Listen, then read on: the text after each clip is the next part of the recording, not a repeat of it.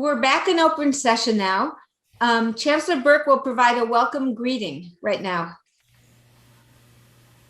Good evening, everyone, and welcome to our Zoom board meeting of the South Orange County Community College District. We thank you for your patience as we continue to navigate this virtual platform.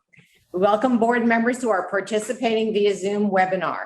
Please be advised that everyone participating via Zoom video or call has been muted.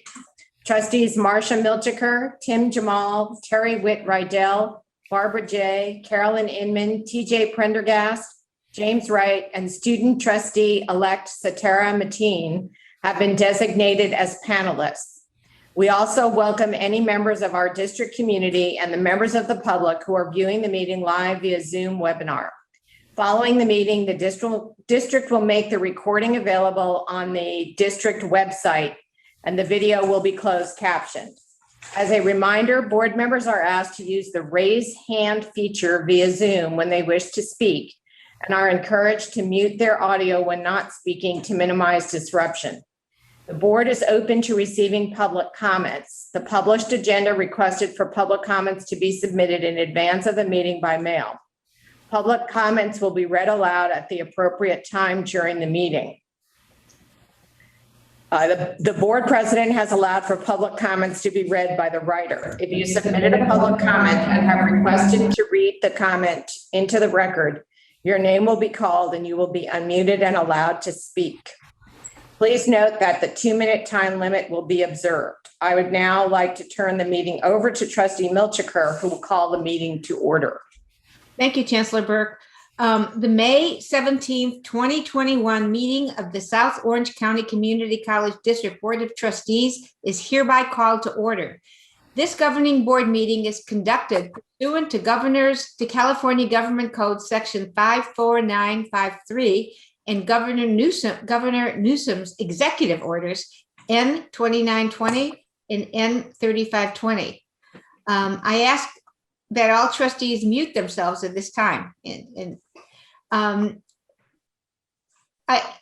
there any actions to report on? There was an action reported on to be reported on in closed session, and the chancellor will report on it right now, please. Yes. On a 7-0 vote, the board took action in closed session to accept a settlement agreement that included the withdrawal and resignation of a temporary faculty employee. In an effort to avoid ongoing litigation, the board has agreed to pay a sum of $3,500 in exchange for a release of claims, including the dismissal of a pending administrative hearing before the Public Employment Relations Board. Thank you. And at this time, we will have an invocation led by Trustee Carolyn Inman, followed by a Pledge of Allegiance led by Trustee James Wright. So we will now have the invocation. This has been such a long and tedious year, but despite all the challenges, our students have achieved their goals, won honors, and reached the point of commencement. We are now in the celebration phase of the year.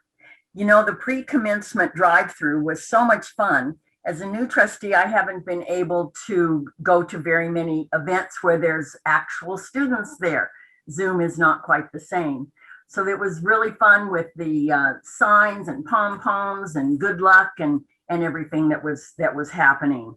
But the event that really touched my heart was the nurse pinning ceremony. It just seemed to me that it brought together everything that we stand for.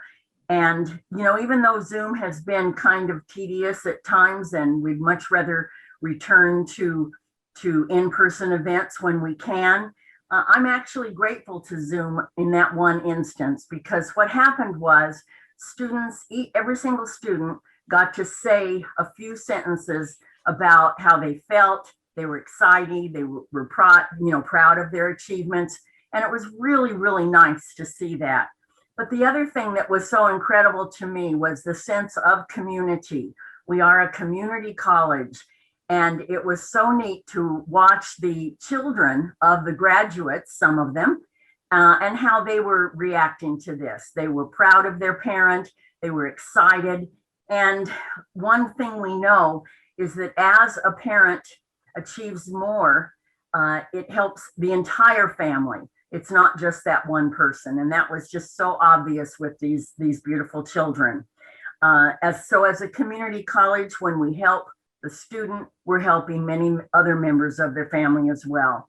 So congratulations to our wonderful students and our wonderful faculty, administrators, and staff that have supported them. And we are proud of you all, both students and family, and we wish you the very best. Thank you, Trustee Inman. And now the Pledge of Allegiance by Trustee Wright. I pledge allegiance To the flag of the United States of America, to the republic for which it it stands, one nation, under under God, God, indivisible, with liberty and justice for all. justice for all. Thank you. Thank you. Thank you, Trustee Wright. And now we're able to swear in our new student trustee, Satira Matin. So at this time, I have the privilege of swearing in the newly elected student trustee, which we're delighted to have join us today, Trustee Satira Matin. So Trustee Matin, I'm sorry, can you please raise your right hand and repeat after me? I, Satira Matin. I, Satara Mateen, Do solemnly swear that I will support and defend the Constitution of the United States and the Constitution of the State of California. I, Satara Mateen, do solemnly swear that I will support and defend the Constitution of the United States and the Constitution of the State of California Against all enemies, foreign and domestic. against all enemies, foreign and domestic, That I will bear true faith and allegiance to the Constitution of the United States and the Constitution of California. that I will bear true faith and allegiance to the Constitution of the United States and the Constitution of the State of California. And that I take this obligation freely That I take this obligation freely without any mental reservation or purpose of evasion. without any mental reservation or purpose of evasion.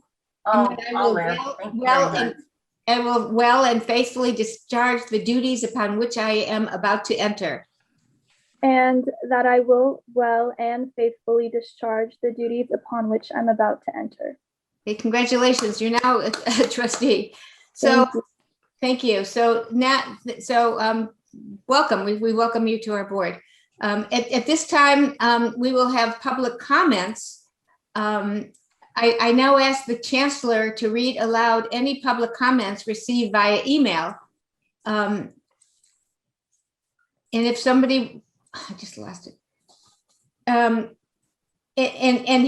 If a member of the public has submitted a written consent and has requested to speak, their name will be called and they will be unmuted and allowed to speak. A 2-minute time limit will be observed for each speaker. Please note, all email correspondence related to this meeting will become a permanent part of the board minutes. So Chancellor Burke, are there any comments?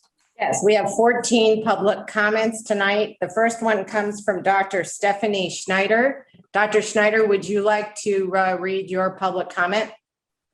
I will do that. I assume I'm unmuted.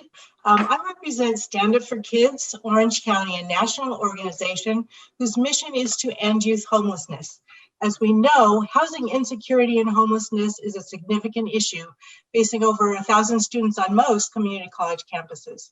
While for some students this is short term, others are without safe and stable housing for a semester or more, hopping from couch to couch, living in their vehicle, or in some instances, sleeping under the stars. We know that the stress of homelessness causes an inability to concentrate, depression and anxiety, reduced academic success, and ultimately adds to increased course failure and higher dropout rates. Stand Up for Kids began to address this issue in 2019 through our OC Colleges project, and we've been receiving referrals since then from the Student Health Center at Saddleback, the Counseling Center at Irvine Valley, and as well as multiple EOPS staff. We're happy to share that we now have increased housing options for students experiencing homelessness. We have several programs that provide up to 6 months of support, supported rent payments, case management, and guidance to become self-sufficient. And in particular, I want to share now our new College Host Homes program that will begin in the fall. In this program, students facing homelessness are paired with a family in the community with an open bedroom and a willingness to assist for up to a semester. This allows a student time to decompress, to focus on their studies, and work with us to find a more permanent housing solution. Hosts can receive a monthly stipend. Students receive weekly mentoring and support for basic needs. Lastly, since we know that hosts who are connected to the campus community are the most successful, we would like to invite members of foundations, alumni groups, and others connected to your colleges to become hosts. And we would like to invite campus staff and faculty as well. My request today is that we ask for your support to approach these groups over the next few months and to become host homes in the fall. We can provide additional program information if requested. And again, thank you for your time and hope to receive your approval to approach the connected campus groups. Thank you. Thank you. Thank you. Thank you so much. Is there another one, Trustee Chancellor Burke? I'm sorry. Yes, we have 14 total tonight, and Dr. Burke and I are going to alternate on who's reading them out. So the next one is from an anonymous writer. Dear members of the Board of Trustees, as an adjunct faculty at IVC since 2018, I have often been forced to rely on assistance from family members, use Medi-Cal or unemployment benefits in order to make ends meet and to be able to afford health insurance. Having dedicated the larger part of my adult life to service and educating the future generation of our country, it is most demeaning and heartbreaking to be forced to rely on government assistance to be able to go to the doctor when sick. I would like to appeal to your sense of logic to see the absurdity of getting paid an average of $800 per course per month, while the average health plan costs about the same figure for an individual between the ages of 40 and 60, even with reasonable health. Sadly, there have been periods in my life and in many of my colleagues' lives when we have chosen to go without health coverage so as to pay the rent, feed our family, and drive our cars to work. These circumstances are simply not sustainable any longer, ethically and economically. Does it seem fair to you that a full-time faculty be paid a six-figure annual salary with notable pension and health benefits, $7,000 plus monthly average, for teaching the same 3 courses per semester when the average part-timer earns less than half of that and 0 benefits? These are only some of the more visible scars we have borne on our collective psyche as part-time faculty members, aside from our routine subpar treatment in comparison to full-time faculty members. Next is from Dr. Deanna Gross-Scherger. To members of the Board of Trustees, I would like to strongly advocate for parity for part-time faculty in the South Orange County Community College District. As coordinator of the Writing Center at Irvine Valley College, I have worked extensively with part-time colleagues. Particularly in the last year when we've been working in a virtual environment, I have had the opportunity to check in with part-timers working in our center to discuss our work online and follow up with what support they might need.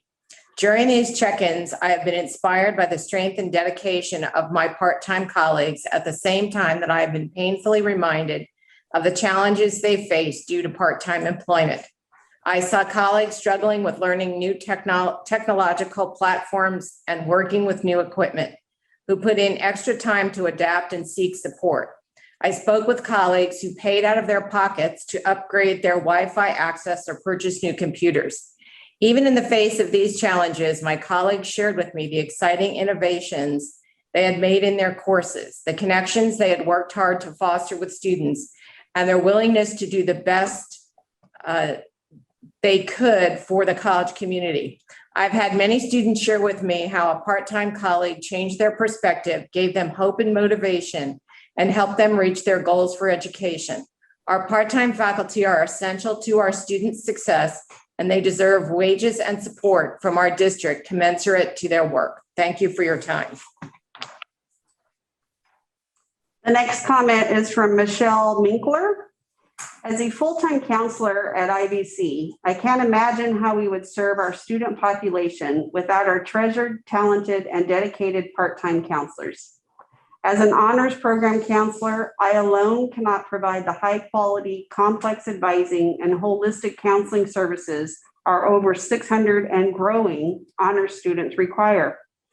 I am so grateful to have 3 part-time counselors to help. This also holds true for other groups our department serves, such as Promise, EOPS, DSPS, Heart Scholars, Reentry, Summer Bridge, Pride Scholars, and our newest program, Puente. These professionals deserve equality and parity as they bring the same levels of education and experience to the table as our full-time counseling faculty. Additionally, part-time faculty as master's and doctoral degree holders shouldn't have to live with their parents in their 30s because they aren't compensated fairly. Thank you for supporting our students by supporting those who tirelessly support them. From Joey Sellers, dear Board of Trustees, as a co-chair of the music department, I cannot emphasize enough how important our adjunct professors are to the success of our students and the smooth operation of our music department. From private instructors helping students with their skills needed to transfer, to instructors of our general education classes, to those helping run our ensembles and a host of other duties. Their contributions are incalculably valuable to our department and our students' success. Standing shoulder to shoulder with them, it is absurd and obviously insulting to them that we are not paid the same amount for doing the exact same thing, helping our students become better human beings using the transformative power of music.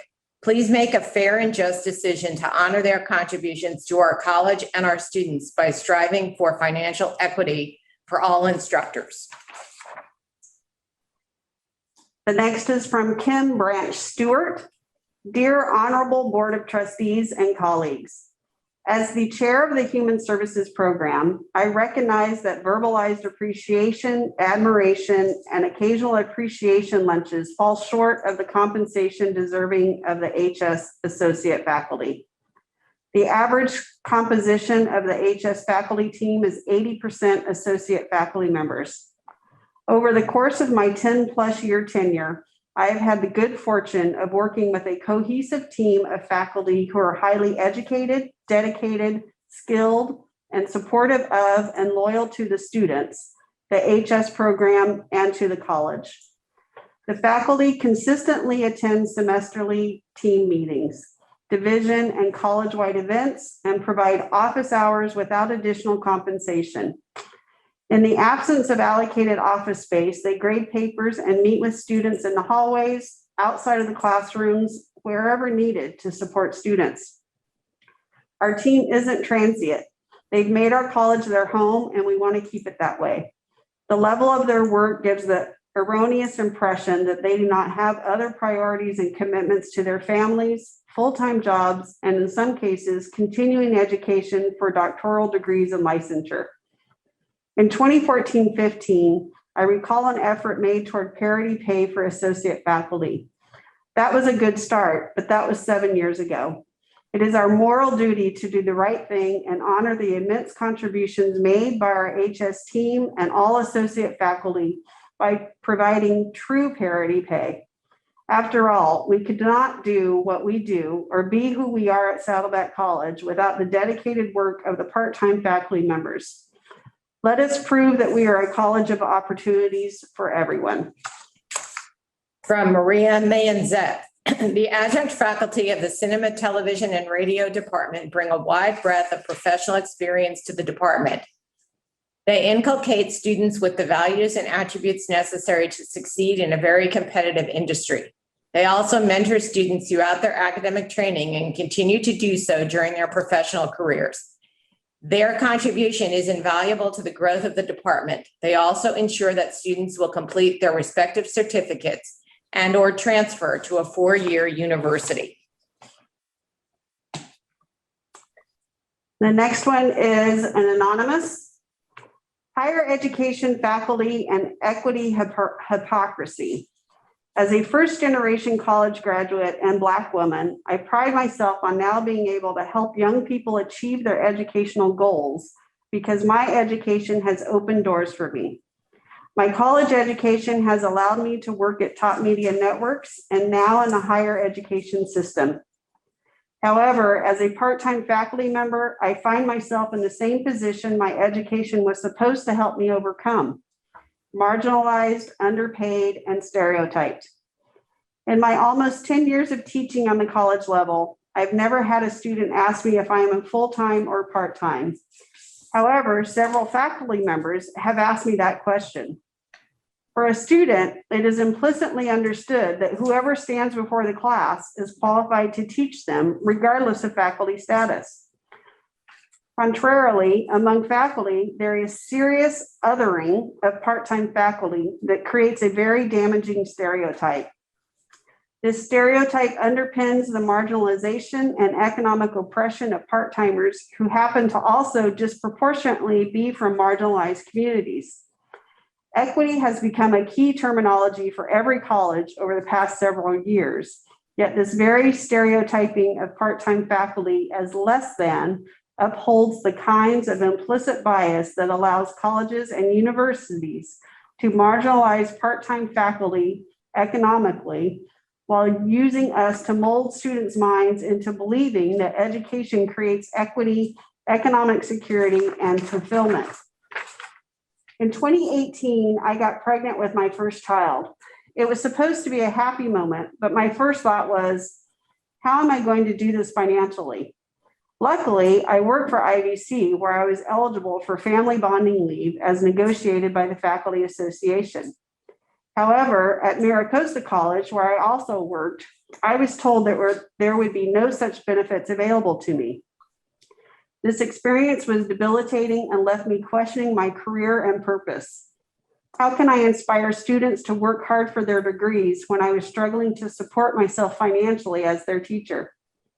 It seems colleges and universities are more involved in showbiz than Hollywood because the majority of students, the constituents that we serve, are not even aware of the unequal treatment of the teachers that help them achieve their educational goals. The treatment of part-timers is in direct conflict with what higher education stands for in America. By continuing the unequal treatment of part-time faculty, institutions of higher education are perpetuating the same societal problems that they have been charged to eliminate through education and social justice. What hypocrisy. Until it becomes just as important for full-time faculty to see part-time faculty treated fairly and experience economic equity, we will make no progress. At the end of the day, part-time faculty need full-time partners. Please support AB 1269 so that we can begin having real impactful conversations about parity for part-time faculty. Thank you. From Dr. Keith Gamache. Esteemed Board of Trustees, I stand with part-time faculty and their invaluable contributions to the college. On average, part-time faculty account for about 2/3 of all faculty members at the college university level. They are the backbone of our institutions, and I encourage the board to provide them with fair pay. I have taught as part-time faculty for 13 of 24 years during my career. I know what it's like being one, taking teaching assignments up to 25 units, 7 classes, and at 3 different colleges just to make ends meet. I am fortunate to have a full-time position with IVC during a competitive market with so many qualified instructors. I have colleagues who were not so fortunate, altering their lives, leading to less time with family and leisure that affected their overall well-being. By investing not just with full-time faculty, but with all faculty members, we are investing in stability and long-term retention that would benefit the district for many years to come. Next up is from Hiro Konishi. Part-time faculty in the cinema, TV, radio department bring their valuable work experience to the classroom because they work in their field and teach part-time. They are therefore very up to date on new trends and career opportunities in the industry. They are also able to provide career guidance and networking opportunities for students. Their expertise is incredibly valuable. It should be noted that many of our part-time faculty members in the cinema, TV, radio department commute from Los Angeles or San Diego. Their dedication and commitment should be highly appreciated. In our specialty, it is difficult to find good instructors with extensive professional experience in South Orange County. Thank you. From Anthony Scherzerek. As a new full-time faculty member in political science, I already know how much the success of the program depends on the dedication of my part-time colleagues to providing quality instruction, especially in recent years. As I'm completing my first year at Saddleback, part-time faculty members in the department and outside have been very welcoming and engaged me on important issues like how to expand the research focus in the program's curriculum. I am excited to work together to strengthen the political science program, work that cannot be done without my part-time colleagues. I strongly support a fair parity rate for our colleagues in the program and for all part-time faculty at Saddleback.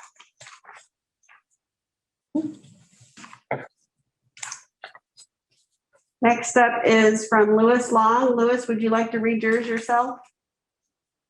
Doesn't look like it. Okay. Good evening, board members. I would like to take a moment to acknowledge the absolutely essential contribution of part-time faculty members to the success of our program and our students. I serve as the IVC English Department co-chair, responsible for scheduling and staffing writing classes. As you know, writing is a basic skill and a core component for student transfer.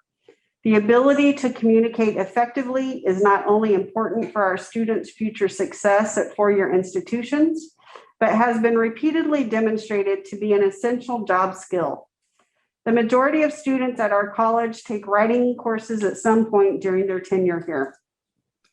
2/3 of our writing course sections are taught by part-time faculty members each semester.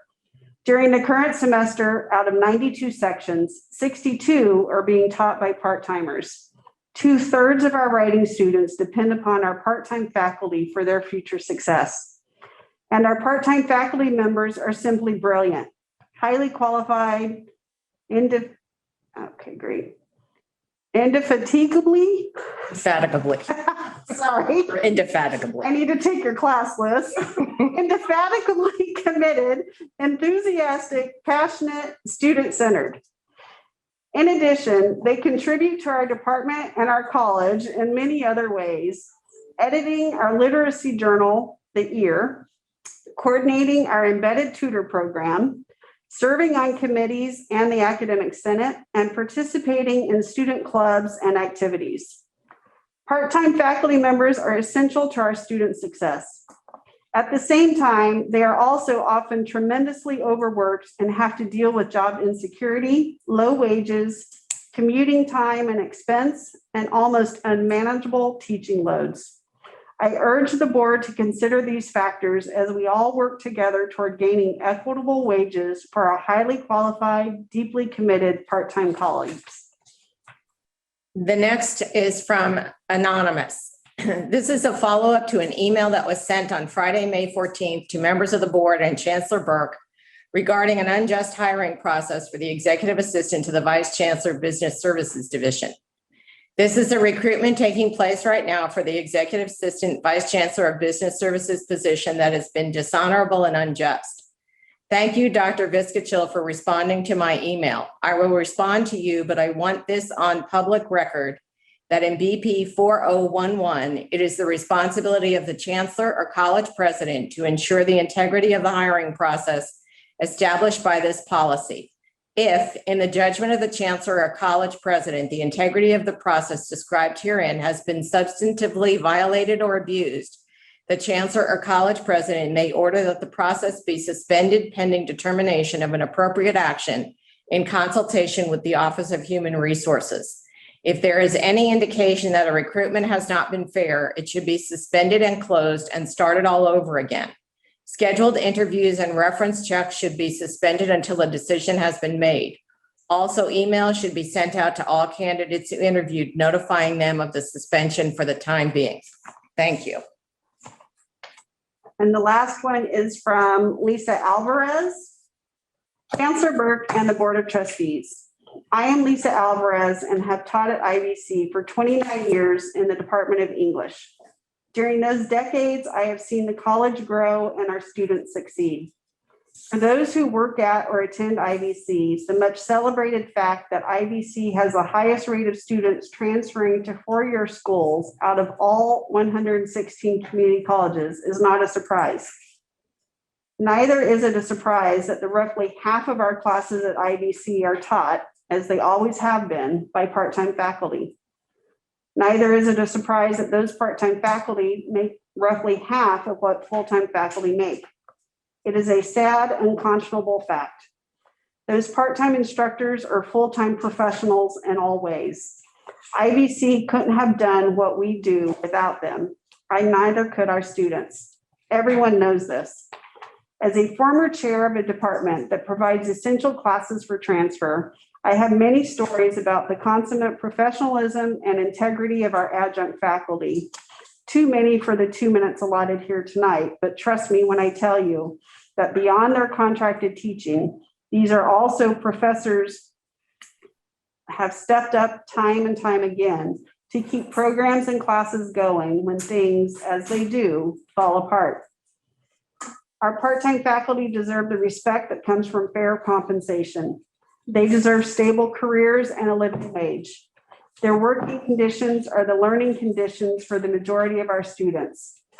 Our district can and must join the other college districts, Peralta, Marin, Mount Sac, and Santa Monica, and provide real parity in the paychecks of our part-time teachers. Let the South Orange County Community College District be #1 in equal pay for equal work.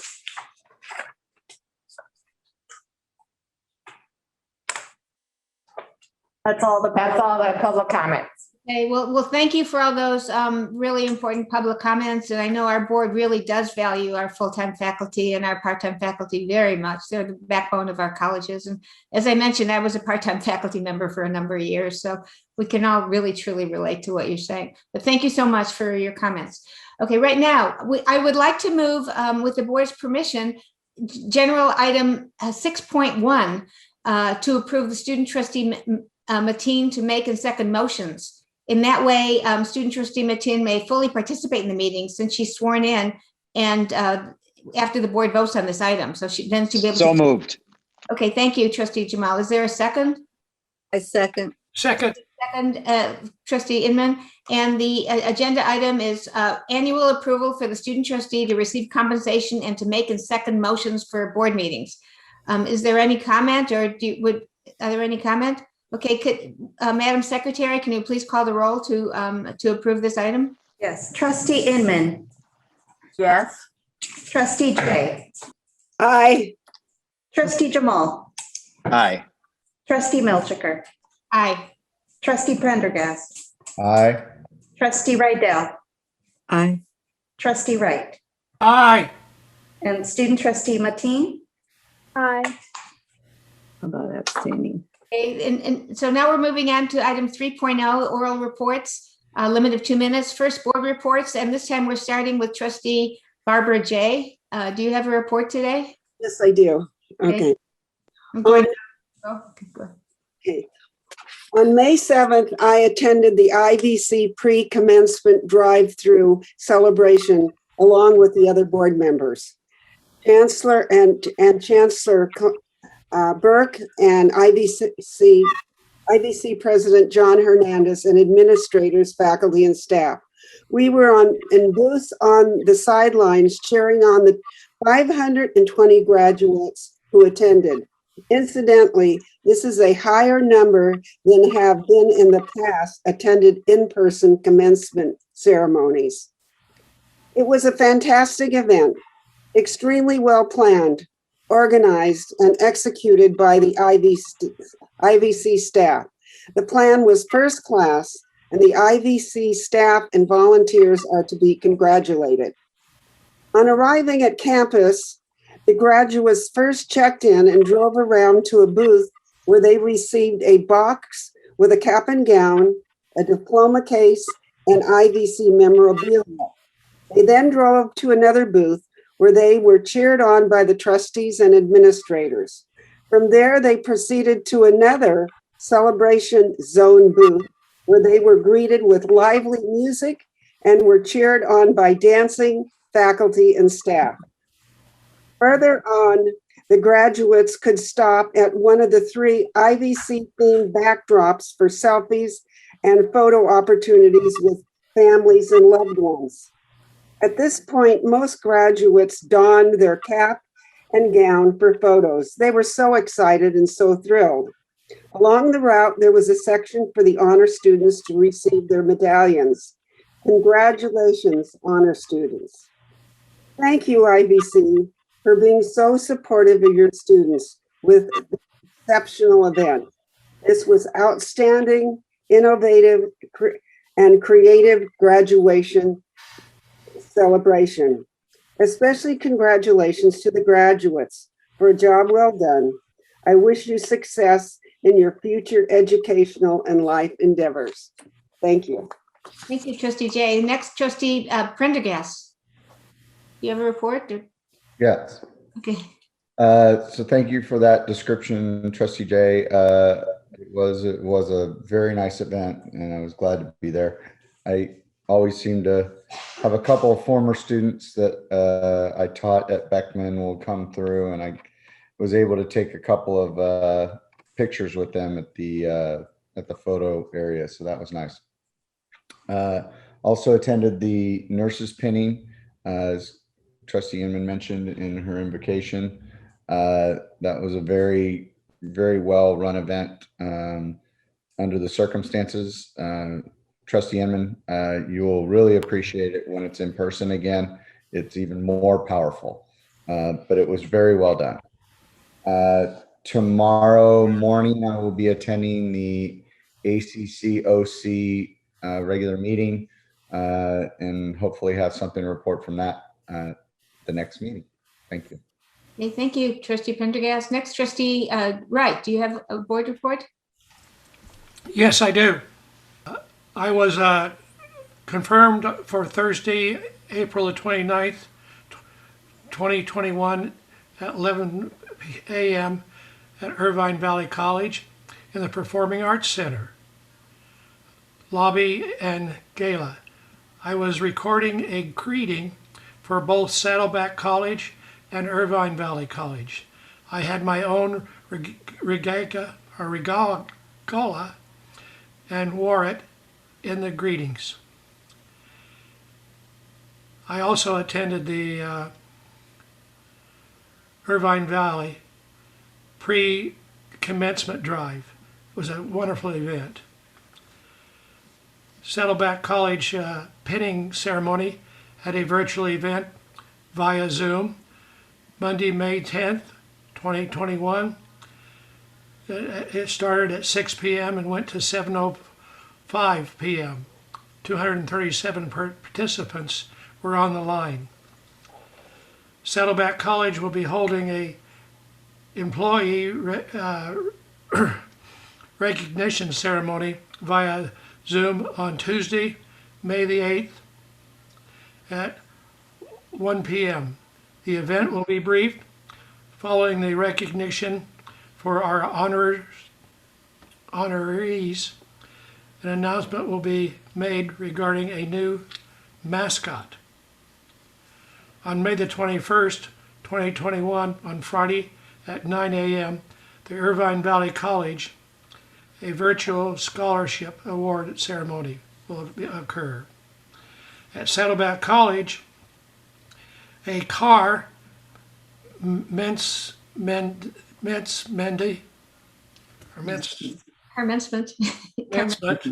drive-through celebration will be held on Thursday, May the 27th, 2021 from about 8:30 to 10:30. In the afternoon at Irvine Valley College, a virtual commencement ceremony, a pre-recorded event will also be held. It will be on Thursday, May 7th, 2021 at 1 p.m.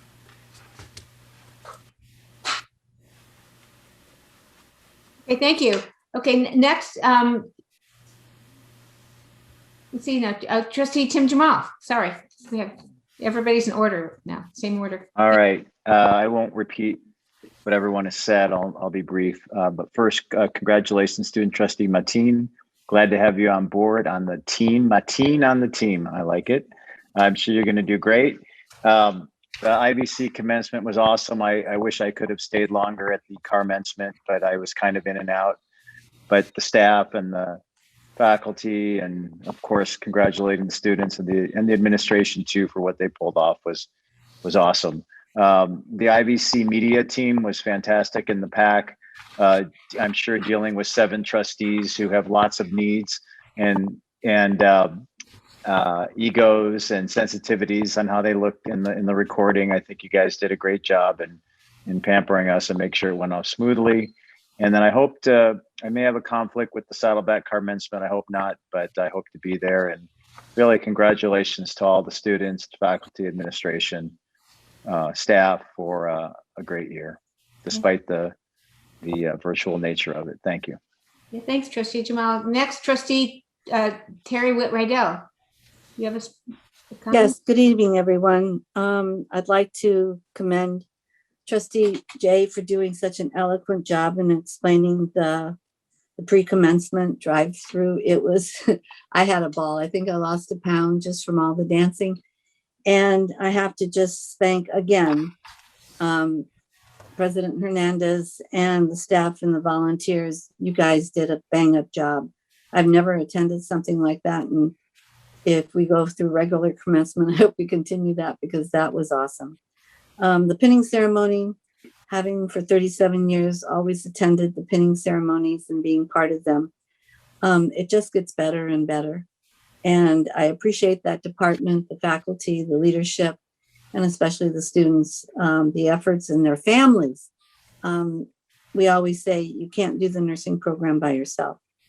I'd like to also congratulate our new student trustee, Mateen, and I look forward to working with you. And I look forward to tomorrow's recognition of our staff. As I said before, they always made me look good. So that's it. Thanks, trustee Whit-Rydell. Okay, trustee Inman, do you have a report or? Very short because I already talked. I would like to say that I went to the annual trustees conference, 3 days on Zoom, which is always wonderful for your eyesight and whatever.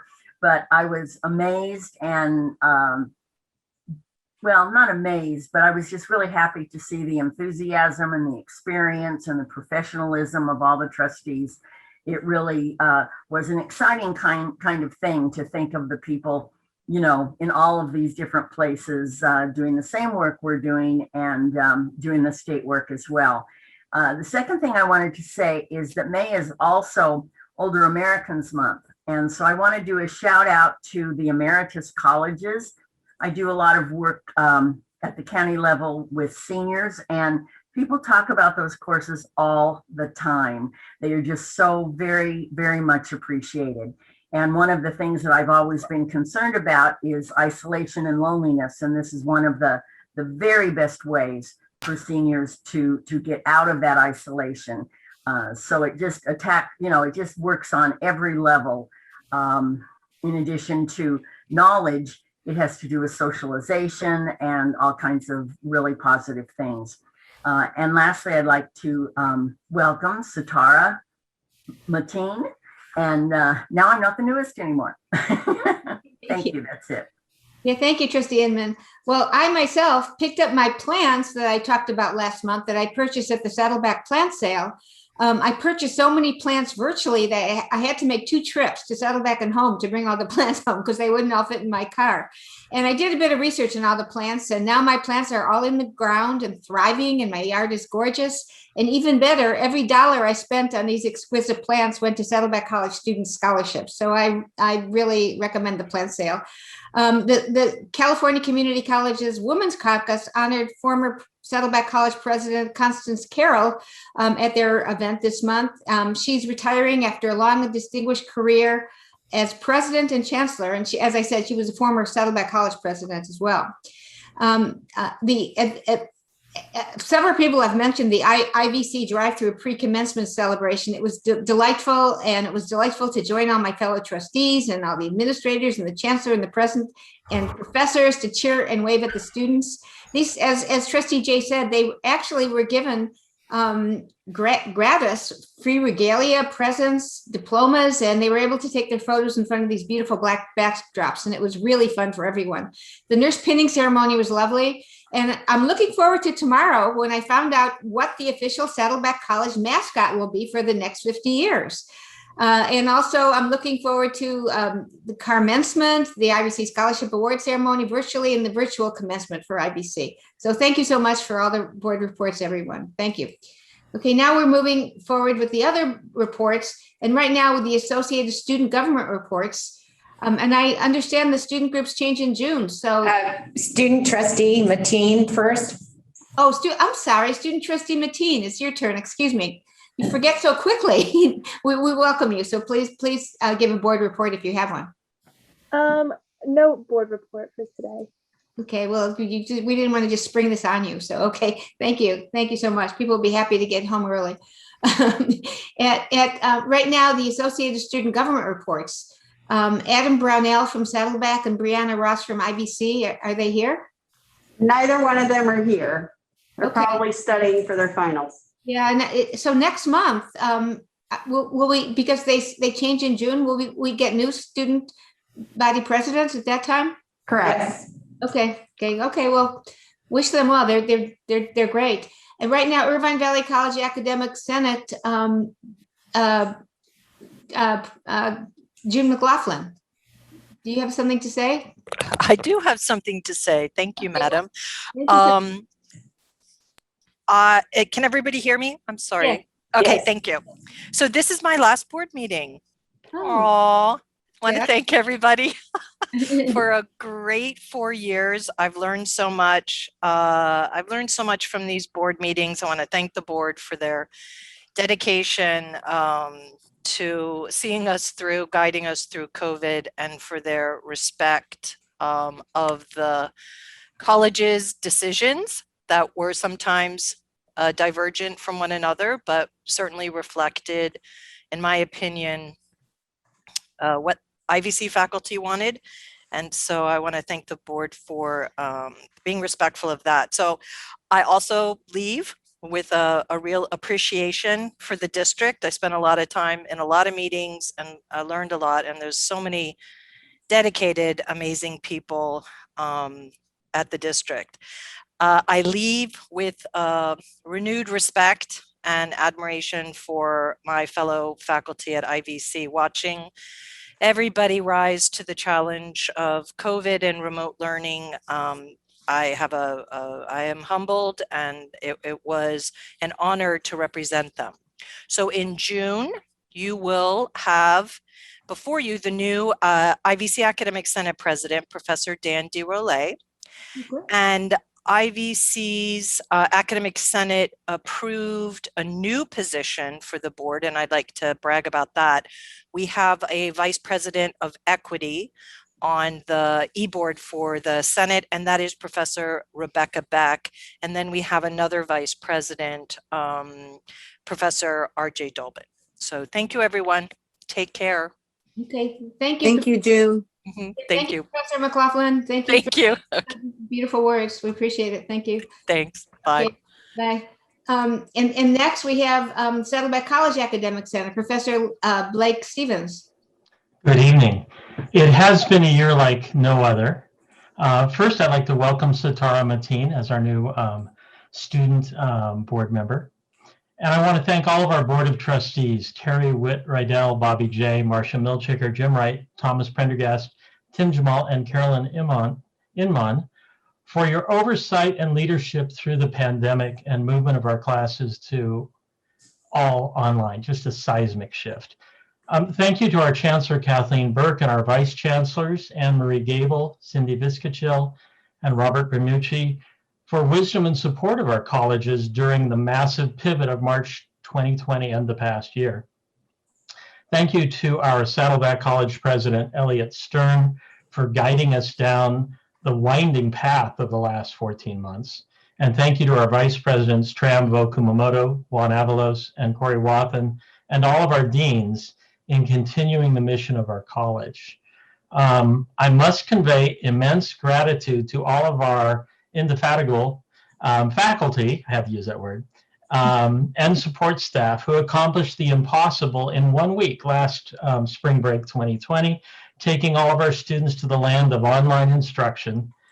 The hours and hours spent over spring break to make this shift speaks to the dedication, skill, and knowledge of our incredible professors. I want to gently remind you of this skill in our contract negotiations. And I encourage the college and the district to support parity in pay for all of our part-time faculty.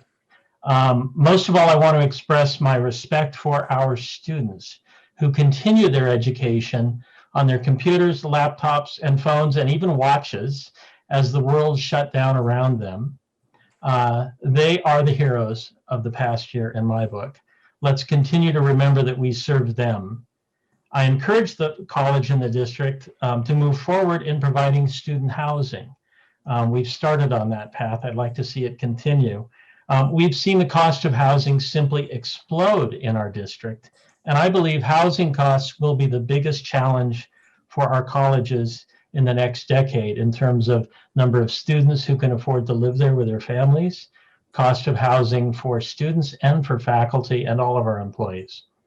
Finally, I'm pleased to let you know that the Saddleback College Academic Senate is in good hands with incoming president Margot Lovett and the most dedicated faculty that I know and have been honored to serve for the past year. So thank you, everybody. I really appreciate having been able to be here for the last meeting tonight. Thank you. So Thank you, Blake. Professor Stevens, is this your last meeting too? This is my last meeting too. Okay, thank you too. Thank you, and Professor McLaughlin, and thank you too, Professor Stevens. Thank you for being with us for a year and all your good words tonight. We really appreciate it. Thank you. Okay, the next is Faculty Association President Professor Lewis Long. Thank you, President Milchiker. Thank you. The faculty are anxious to return to the classroom, and we're looking forward to working with our students face-to-face again. After all, we are indefatigable. Now I blew it. Indefatigable. But I got it. We are also looking forward to establishing our new normal. Not only is teaching online incredibly hard, but when we come back to face-to-face teaching, I anticipate that many of us will be incorporating a lot of the new teaching techniques that we've developed through our online or necessary online instruction into our classroom. And I'm looking forward to seeing how teaching looks when we come back. However, I think it's really important to stress that no one can learn effectively in an insecure environment, and that it's important to respect the need for both medical and psychological security for our faculty, staff, and students. So with that in mind, it's essential that we take advantage of the reasonable safety measures available as we move back toward the campuses, including wearing things like masks to maintain a measure of security for everyone in the classroom environment, because we're all crammed together in a small room for long periods of time with people of varying health needs and varying levels of risk. And we're concerned that many of our students and faculty simply won't be able to return to campus safely without reasonable precautions. So we are looking forward to moving back to campus.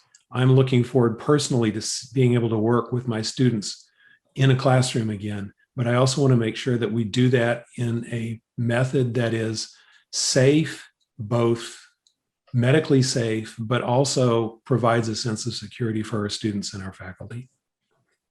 Thank you. Thank you. Thank you so much, Professor Long. Appreciate your comments. Thank you. Next is Irvine Valley College Classified Senate President Amy Hunter. Good evening. So good evening, Board of Trustees and Chancellor Burke. To begin, I will be with you for one more meeting through June. But I would like to congratulate our new incoming president, Desiree Ortiz, who will be taking over as our new Classified Senate President for 21 to 23, along with the new executive cabinet, including Nasser Khandan, Jeanette Murillo, Nathan Ojeda, and Amanda Turner, and I will be their past president alongside them. Congratulations to all of our IVC classified and the coordination of our IVC pre-commencement drive-through. This was a top-notch event as I participated, and it truly reflects the excellence in detail and care that our commencement team from across the campus put into every event for our students. But as it's also a week to congratulate our classified for what they do, I'd like to take this opportunity to recognize and thank all of our classified professionals at Irvine Valley College for their amazing determination, strength, and care for one another as we've navigated this past year remotely and strive for excellence for our students, our programs, and fellow colleagues. This week recognizes the employees, and I'd like to thank nearly 200 of our IVC classified from across the campus who participate from our executive cabinet to those representing us in the many committees, councils, and work groups at the college and district-wide. Thank you. Thank you. Good comments. And I got to meet Desiree Ortiz at the big event at Irvine Valley College and got to talk to her for a while. And there were so many classified employees working there as well. It was wonderful. So thank you so much, Amy. And next, Saddleback College Classified Senate, Darren England. He's not here. Okay, and then California School Employee Association, Scott Ferguson Green.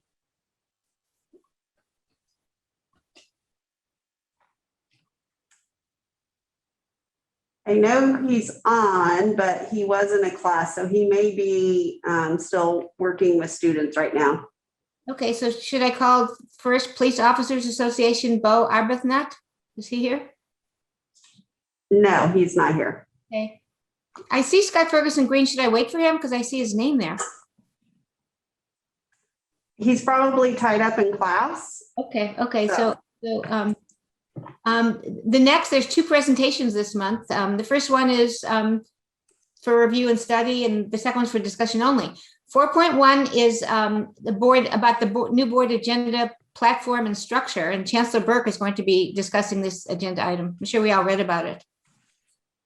So Chancellor Burke. So if we could bring the PowerPoint up.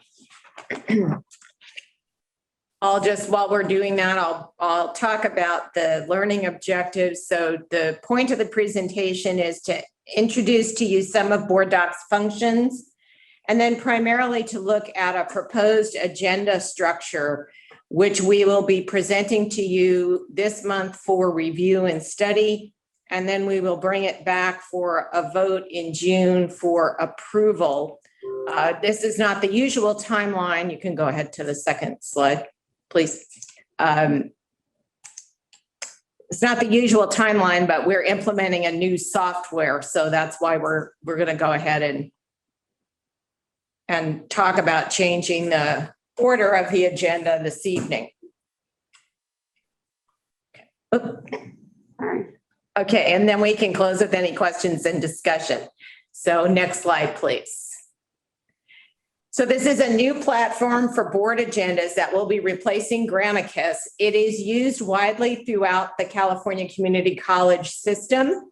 Many of the districts use this, probably well over 50 of the districts are using this system now. And that brings with it some advantages because we're able to research within board docs to find out what other districts are doing on certain kinds of issues that we all face. It will also save the district quite a bit of money. So, and allow us to house our board policies, administrative regulations, and then eventually we might even be able to include our committees in the board docs framework. So just a quick look at how the website will appear. So when you log into the meeting, you will be able to scroll down and look at the dates of prior meetings or the date of an upcoming meeting. You'll click on that. You see that on this particular item, Monday, March 29th is highlighted. Then you would go down to the section that says View Agenda. And then it would bring up the next page, which would show the order of the items. So you see here as we begin most of our meetings with the procedural matters, and the closed session. And then you have the procedural matters for the public session, including, just as we did, the actions taken in closed session, invocation, pledge of allegiance, and so forth. Hey, Kathleen? Yes. Can you just make the screen at like maybe because of my bad eyes, like 95%? Or 100%? Yeah, thank you. So, and we'll be planning to train each of the trustees individually once we go through this process. So the next slides, you'll be happy to know, are larger. So we want to talk about the order of the agenda. So if you compare this with the current order, so our number 1 is usually the procedural matters and then our closed session. So this proposal would have number 1 be the call to order for the closed session. The number 2 item would be the closed session items that are now currently under procedural matters. Then we would come into procedural matters that are currently under item 2, which is coming into the public session, where you would see all the things that you normally see, the actions taken in closed session, the invocation, the pledge of allegiance, and so forth. And then we would move on to the oral reports. So that each of them will have its own number instead of the 1, 2, 3. So we'll go 1, 2, 3, 4. The first big change comes in 5, 6, and 7. So these designate new headings.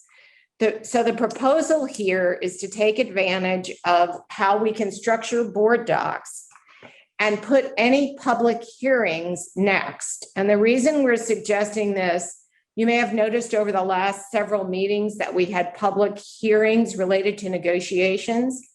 But the point of public hearings is to allow the public to participate in the discussion. So if there is a public hearing, we'd like to move it to the top of the agenda rather than having it later in the agenda and call it out as a separate item. Sometimes these are items related to real estate, items related to negotiations, and so forth. And so we would put all of the elements of the public hearing, the calling the public hearing to order, and then voting on the item under that heading. Next, we'd like to pull resolutions out of the consent calendar because we typically always pull them off of the consent calendar anyway. And as we have tonight and as we had last month, the resolutions are honoring individuals. And so again, out of respect for their time, we'd like to move that up to the top of the agenda to look at all of the resolutions. Then we're proposing under number 7, a new heading called Board of Trustees and Chancellor. So this is where we would put the review of board policies for review and study and for approval. This is where we would put items such as last month you voted on the OCSBA member from the board. It would include the triple CT voting that you did in March. So any things that are particularly related to the board specifically, we could put under this heading. And then we listed the chancellor as well, because you may remember that I brought forward an item related to Intellicom. So that's where that type of an item would go as well. So those would be all general action items, but put up under the Board of Trustees and the chancellor.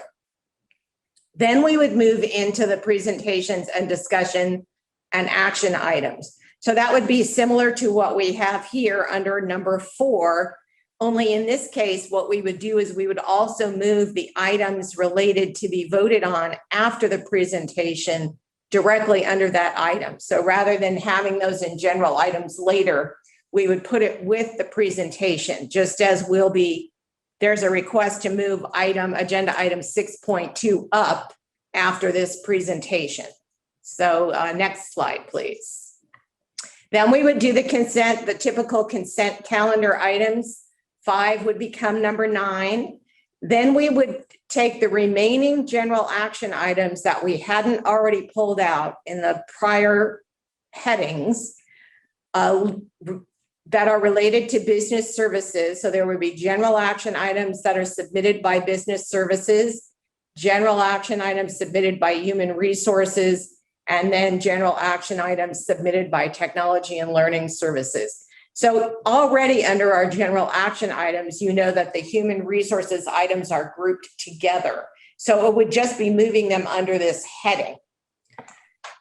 Then we would do the reports that we do under number 7 would be item 13 under information items.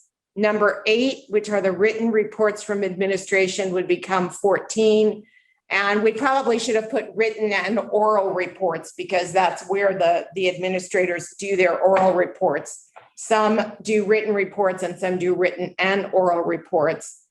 The number 15 would be the closed session continuation. We would do that. There would be an item under that only if it was necessary to go back into closed session. And then finally, adjournment. So this is the proposal for how we would like to structure the agenda moving forward under board docs. So it will provide more structure and transparency to the agendas. It categorizes the agendas by topic areas. So under business services, you'll be looking at financial items and facilities so that when you're thinking as a board about those items, they're all grouped together. And I think that's easier for the public as well. And then all the human resources items together and so forth. And this also will streamline agenda preparation for staff because each of those areas is already creating those items that feed into the board agenda. So the timeline for implementing this, we're presenting this as a review and study this month. We will bring it back, take your comments, bring it back for an approval at the June 28th meeting. And then our plan is to implement board docs for board agendas and meetings beginning July 26th. So any questions or discussion? Trustee Prendergast had his hand up first. Trustee Prendergast? Yeah, this is way off topic, but I noticed the subtle inclusion of, is that our new logo? I love that. It is not our new logo. We have not made a decision on a logo, but I do like it. Okay, I thought I missed something because I remember we talked about it and then COVID hit and I forgot all about it until just now. Okay, interesting. Okay, thank you. Trustee Jamal. Oh, and then Good question, Trustee Prendergast. I was kind of thinking along those lines. Where did that come from? We know the mascot's coming soon. I didn't know about the logo, but hey, I think I support this. It seems to be the right decision to move in the new direction on the platform. I guess I do see as an advantage, one big advantage, having the easy access to other board agendas and documents. So I think that'll be extremely helpful. Now will that also extend to us as trustees to be able to? Okay. Yes. Yeah, so as long as you have a login to it, you have the ability to do the search. Okay. And then the same thing, the board policies can also be housed in board docs. Our board policies. And yes, if we could, board policies. But you could also search other people's board policies as well. Right. That was my my next question. So I think that'll be great. That'll be really helpful. Do you think it's going to change at all the duration of the meetings, or my view is probably going to be a wash? Do you think it'll change how long our meetings are? I think it's going to be a wash as well. Okay. But I'd be delighted if it was not. Hey, Trustee Jay. We all would be. All right. You're right. Okay, Trustee Jay has her hand up. Yes, I want to ask a question. Will this be printed? Can we get it printed so we can study it beforehand? Yes, we will still be will be printing some agendas for trustees that request it. Okay. So it'll have all the information in it. Yes. Okay. So it'll be just kind of like what we have now, the binder. That part of it, yes. Okay. Thank you. Yeah. Are there any other comments? I think, when I did that presentation with the other trustees in the state, I found that most districts in the state use board docs, and most K-12 districts in the state use board docs, and practically no districts use Granicus, which we've been using forever. So I'm not sure why we've been doing that, but it's okay. And I understand it'll save us like thousands, like about $60,000 a year, something like that. So that's a big. Well, not quite that much, but 32,000. 32,000. Nice. Okay, close. Okay, Nice. Trustee Rydell, your hand was up, right? Yes, I would like to thank all of those who worked on this, and I would imagine looking up all those references. Thank you, Kristen, and all those who helped do this. It's much appreciated. I really like that because sometimes I do run in the garage if I have where I keep my older books until I submit them to look up something. So I appreciate it very, very much. And I've been getting the agenda online for like a gazillion years, for like 10 years now. So I don't know if it'll be changed that much for me. But anyway, did you actually put together the format of the agenda, or was it something that board docs? No, we did that. We did that. It seems like Yes. a good idea. We had a lengthy Zoom meeting deciding how to do that. Yeah, I imagine that like the resolutions, it never made any sense to have the resolutions in the consent calendar, because the resolutions are the ceremonial thing that the board does to honor people in the community and in our district, and to have those, we have to pull them off the consent calendar every time, and that doesn't make sense because so anyway, and there are other things that doesn't seem to make a lot of sense. So it seems like a good thing that we're doing, and hopefully everybody will be happy. Now, this is just for review and study today, and then we'll actually vote on the structure of the agenda at the next board meeting. So are there any other questions? Okay, and so right now, I don't think we have to vote on that because that's just a presentation, right? Right. No, you're going to accept the recommendation at 6.2 for review and study to change the agenda format. Yeah, that's what I was just about to say, that right now we're moving with the board's agreement. We're moving 6.2, the board agenda platform and structure to accept this, the new format of the agenda. And we already decided on board docs. Are we going to 6.2 now? We're going to 6.2 now, right? So moved. Okay, thank you. Second. Okay, so there's a trustee Jamal made the motion, trustee Whit Rydell seconded it. And can the board secretary please call the roll? Trustee Inman. Aye. Trustee Jay. Trustee Jamal. Aye. Trustee Melchiker. Aye. Trustee Prendergast. Aye. Trustee Rydell. Aye. Trustee Wright. Aye. Student trustee Martine. Aye. Okay, so that agenda passes. So thank you for the work you did on that item. And the next item is 4.2, presentation from the college district executive team on the return to campus plan. So we have the chancellor and the two presidents will be presenting this item. Right, so I will be leading off again in what is now probably a familiar format. You can go ahead to the next slide, where we start by talking about our guiding principles. And of course, as Louis Long suggested, health and safety first. That's one of the things we look at. We look at science-based risk assessment and reduction, and then finally, student-centered decision-making.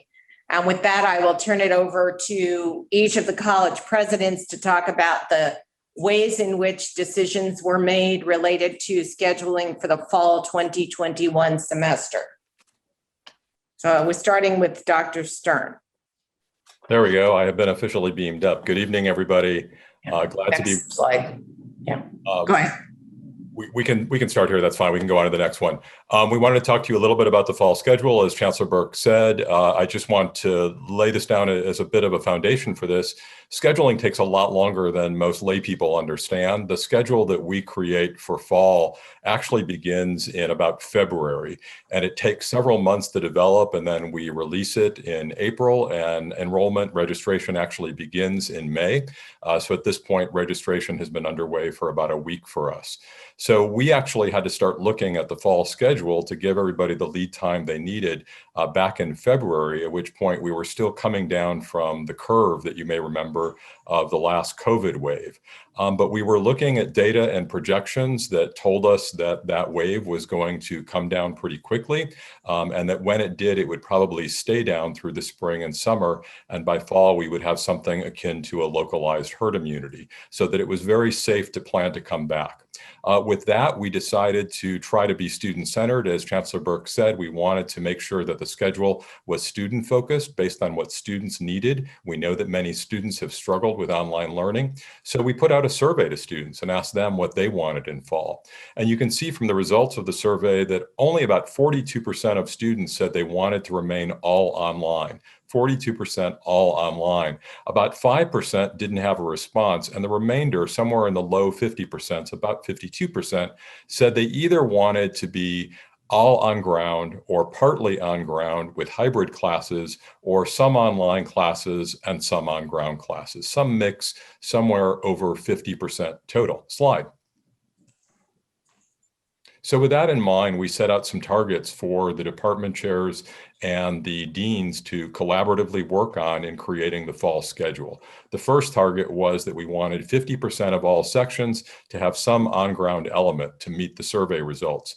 Now, mind you, those surveys were done in February or early March, and we know that more students probably want to be on ground now than even then, but I think that was a safe place for us to start at this point. So we asked that 50% of all sections either be completely on ground or hybrid, have at least one meeting per week where the students get to meet their peers and their faculty member.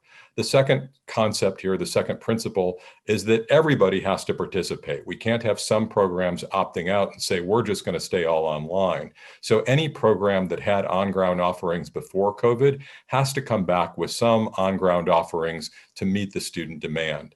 And then thirdly and finally, and we're already seeing this, we want to be much more nimble than usual. Rather than waiting till 2, 3, 4 weeks before the term starts to make changes, we're going to look very closely at that student demand as enrollment gets underway and make changes in the mix of on-ground to online. And I will tell you that already, as we might predict because of the survey being done so many months ago, we're already seeing greater demand for on-ground classes in the classes that have already filled. So we are already charging the deans and the chairs to go back and look at what classes we can add on ground, even if it means eliminating some of the under-enrolled online.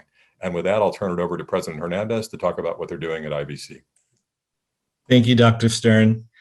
IVC also deployed a fall 2021 course preference student survey. You could see the results. We administered this between February 23rd and March 9th, and it was sent to about 11,000 students who were enrolled in a minimum of one unit. I think we had a pretty strong response rate. As you could see, we had over 3,300 students, which is about a 30% response rate, which is, I think, very strong. When you combine the all in person with some in person, it's about 42% of our respondents were indicating that they wanted either a full or some level of partial hybrid face-to-face, and about 50% indicated that they wanted to continue all online. As Dr. Stern did mention, I really can't say if we were to administer the survey in this current environment, if I suspect those percentages might change, but we really wanted to make sure we could assess what student need and demand was at the time that we were building the class schedule. Next slide. Did want to provide a little bit of context for this. The fall semester for IVC will truly be our partial reopening. I like to say that the spring semester was our limited test drive. Other than our student athletes, our kinesiology, conditioning, and now spring 2 competition. IVC had very limited face-to-face options for our students this current semester. So the fall will truly be what I like to say our warm-up to eventually lead to full face-to-face. We are at about 40% of all of our sections that will be either partially or fully on ground. That represents 100% of all of our schools and 75% of our programs. Similar to what Dr. Stern shared, I can assure you that we're going to continue to monitor very carefully our enrollment trends so that we can also adjust based on student demand. Currently, our priority group students are registering. The full non-priority registration does not begin till June 24th. So we are going to continue to look at that and adjust as needed, because again, just like in the past, student demand does drive our schedule. Next slide. Both colleges for the summer term are going to offer some on-ground student supports. Both of our colleges currently have our library open, but we're going to expand that level of face-to-face support on campus. And of course, we will continue all of our online supports as our students are requesting. Similarly, in the fall, we will have greater on-campus presence to accommodate an increased number of students on both of our campus, which is why we say that our student supports will follow our students. Next slide. You will recall that the district shared updated mask guidelines. That information was sent district-wide on May 6th. That indicates that employees and visitors and students can be maskless outdoors on both our campuses, provided that social distance. Uh-oh, he froze. He froze.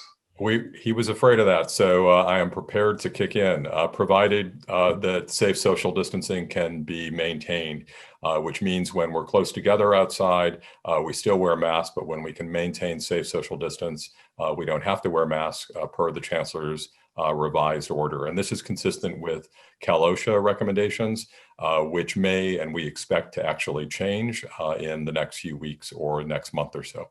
Slide. He's back now. I don't know if he would.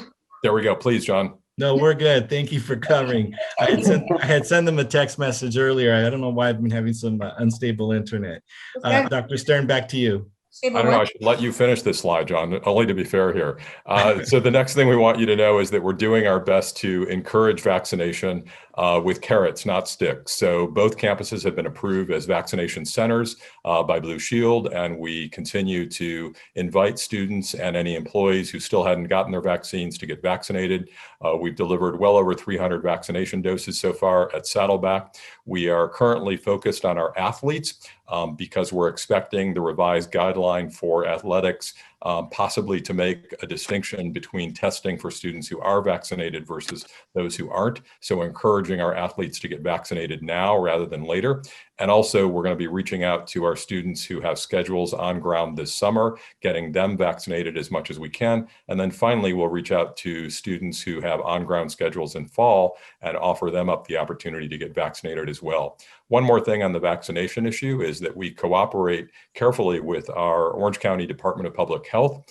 They shared with us at Saddleback that one of the communities in our region, one of the cities in our region had a very low vaccination rate, and they asked us to target our students with those addresses so that we could help the community reach herd immunity. So we have done so. We filtered for students from that community, and we've invited those students to get vaccinated. So we're doing our best not only to get our students vaccinated for the sake of our campus and to make everybody safe on campus, but also to help our community reach herd immunity. Slide. Good. And the things that we still haven't decided, and that's because, as you know, things are changing so quickly and we're waiting for revised guidelines to come out, particularly at this point from the state level, from California Department of Public Health and from Cal OSHA. So we still don't know at this point what screening requirements will be, but we are proceeding with a similar screening to what we've been doing up until now. We're adjusting the phone-based app that we use so that the students will be able to continue to enter their symptoms if they have any symptoms and their temperature each day, so that we'll be able to screen greater numbers of students for fall, possibly even have that in place for summer. Otherwise, we'll continue the tent screening. And then similarly, the big question for many of us is whether we'll have to continue the daily testing that we currently do of antigen testing of our student athletes. At this point, given the numbers in our community, I think everybody agrees that's a little bit absurd, but that's currently what we're required to do. And until they change the guidelines, we will continue to do it. So we're waiting to see how those guidelines get revised in the future. Slide. And that's it. Questions? Do you have any questions? Do you have to do antigen testing if a student's fully vaccinated? We do. They don't make any distinction at all, Trustee Milchiker. That's ridiculous. Yeah, we hope that's the direction they're going. It's test or vaccinate. We think that might be where they're going. Okay, thank you. Trustee Whit-Rydell. Yes, Dr. Stern, do we have frequent telephone calls that students call in with their symptoms? So in terms of just calling in out of the blue, you mean telling us they have symptoms? Yeah, you said that. The telephone-based app. Yeah. So on the telephone-based app, they have to answer these questions. And if any of the questions are answered in the negative, meaning red flags for COVID, then we don't allow them on campus when they come through the screening booth. And we also refer them for PCR testing at that point. In the future, what we'll do is continue that app, continue to screen people for questions, but also instead of taking their temperature manually, we hope we can get them to take their own temperature and enter it into the app. So it would be the same precautions that we currently have, but it would all be based on the app. And by the way, during the wave and toward the later days of the wave earlier in this semester, we caught a number of students who had symptoms or who had a fever as they were screened. So the screening was extremely successful in doing what we wanted to do. At this point, we're not seeing anybody positive with symptoms or fever, but we may continue that. Okay, Trustee Jamal, I think you were I've talked, I'll go later. Okay, Trustee Wright can go ahead. Trustee Wright. Will you have 100% in the spring then? Is that your goal? Yes. John, do you want to answer first? I think we're all planning that unless conditions, lead in a backward direction, that we will be potentially full face-to-face in the spring term. And I just want to say for Saddleback, Trustee Wright, we were never full on ground. We've always been a state leader in online. We were about 30% online pre-COVID. So we're imagining, we want to see what the student demand is and what faculty want to do, but I'm imagining that we will probably be about 40% online would be my guess post-COVID, but 60% on ground would be a good number for us to hit. Okay. Trustee Jamal, do you still have your hand up? Yeah, I had a few questions. I guess on the IVC data for Dr. Hernandez, have you done any deeper look in the data here? I mean, I think you said like 46% or so want summer partly in person, but then the 50% want to remain online. I guess, is there any deeper look in that? Like, for example, of the 50% who want to remain online, how many of those courses or section would have been online regardless of COVID? Or is there a spike in that number because of their desire, the students' desire just to remain online? I mean, is there a deeper look in the data there at IVC?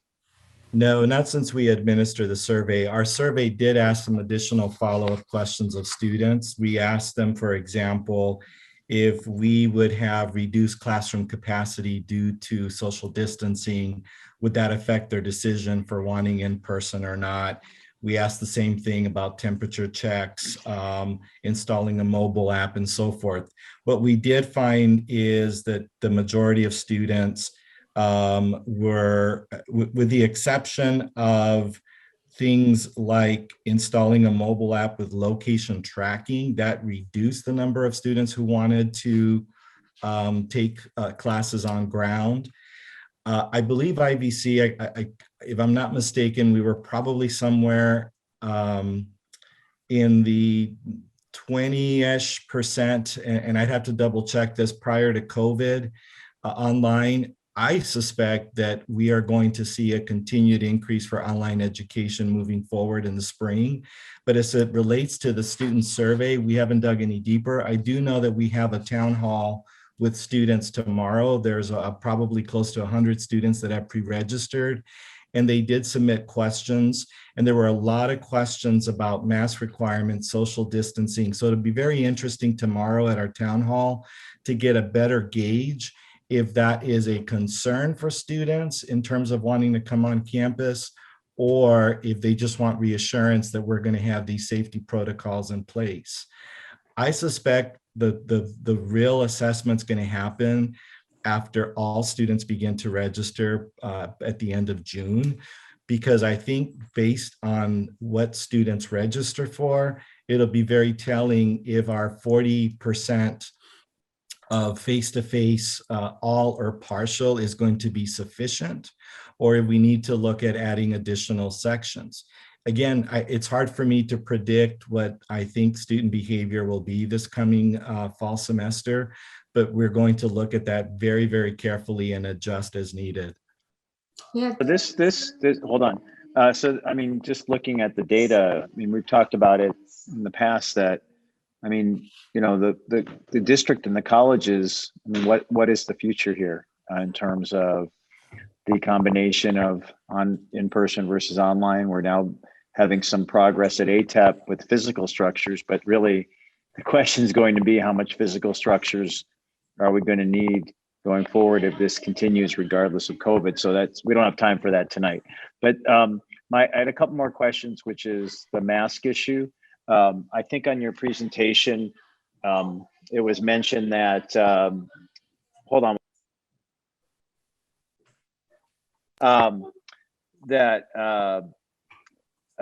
I think outdoors, the students are not required to wear masks. So what's going to be the protocol regarding in-class instruction? I happened to sit through many hours of the Orange County Supervisor Board meeting a few days ago because I was waiting for another item, but I had to endure really a grueling meeting. I had turned it off where we talked about masks and the vaccination ID or whatever, you know, the passport, the vaccination passport. So those, I guess, are the two questions. How are we going to handle vaccines or trying to assert or understand who's had a vaccination? I think it's the honor system you mentioned, Dr. Stern, and the second issue is masks indoors going forward. So we're not planning right now to mandate vaccinations. And without a mandate for vaccinations, we wouldn't ask for verification of vaccinations. We are still we're encouraging students to get vaccinated and employees to get vaccinated by making the vaccinations available here on campus. So that's, and then we're looking at the broader county, because of course there's a difference with the universities where they have resident students. Our students go back out into the community and work and live with people who also may not be vaccinated. And so as a result of that, our intention is to continue to ask for masks at least through the fall semester, unless we get additional data that would suggest that that was unnecessary. We want to, of course, approach this with health and safety first. And when you mix vaccinated and unvaccinated populations, the safest thing to do is for everybody to wear a mask. Yeah, I mean, there's no question that I've had several business lunches, anecdotal, but I think it's emblematic of the population. Of people who are not wearing masks and who confess to me they haven't had the vaccine, nor do they intend to. So I think there's still going to be a significant number of people who will not get the vaccination, and we cannot assume if they're not wearing a mask they've been vaccinated. I mean, that's just, we cannot assume that. But I'll yield back the rest and let student trustee Mateen. And I think that Answer the questions. latest I heard today, about 34% of Orange County residents have been vaccinated, fully vaccinated. Mhm. Okay. Student trustee Mateen, did you have something to say or a question? Trustee Jamal asked one of my questions, but I was just wondering, students who took the survey, did they know that vaccines are not mandated? So in our case, and welcome, student trustee Mateen.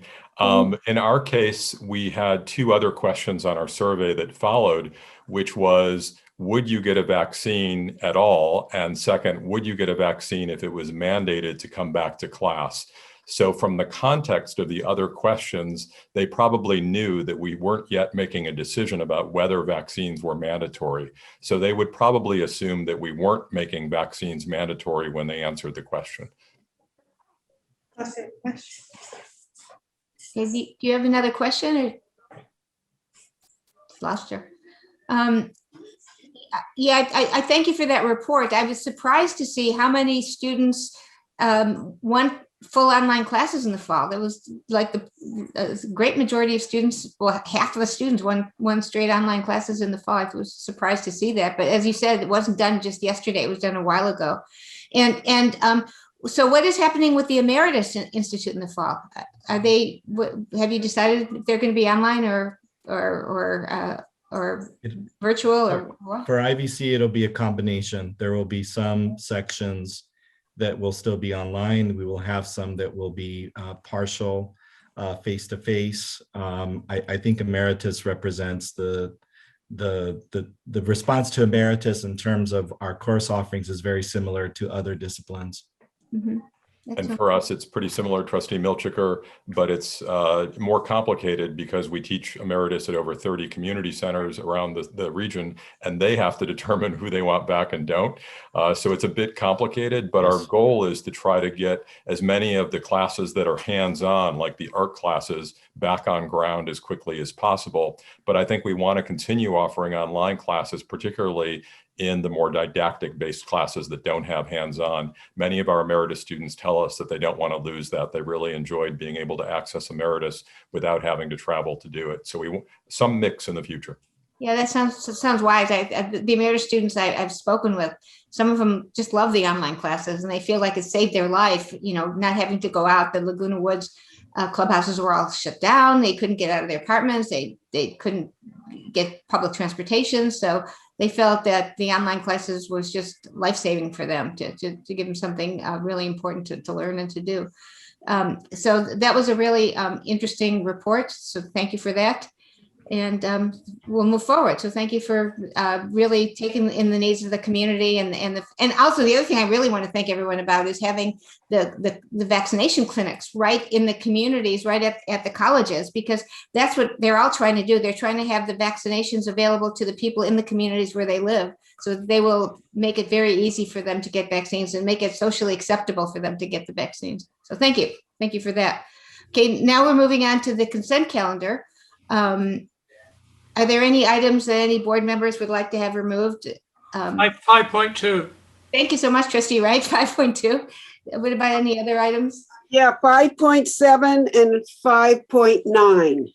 Okay, 5.7 change orders and just doing it in 5.9 contracts. Okay, great. Are there any other ones? Okay, so is there a motion and a second for approving the consent calendar with the exception of those items that were pulled? So moved. Approved.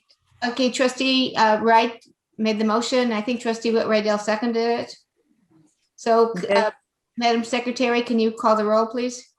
Trustee Edmonds. Aye. Trustee Jay. Aye. Trustee Jamal. Aye.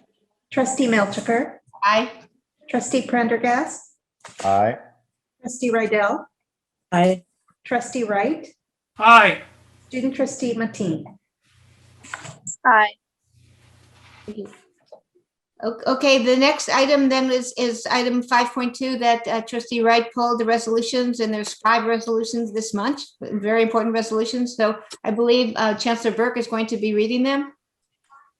I do. Item 5.2 in this month's agenda recognizes formal resolutions given by the Board of Trustees to honor extraordinary achievements, as well as those who provide honorable and lasting contributions to students, the community, or education. The honorees will accept their board resolution and be recognized for their achievement at their respective college campus.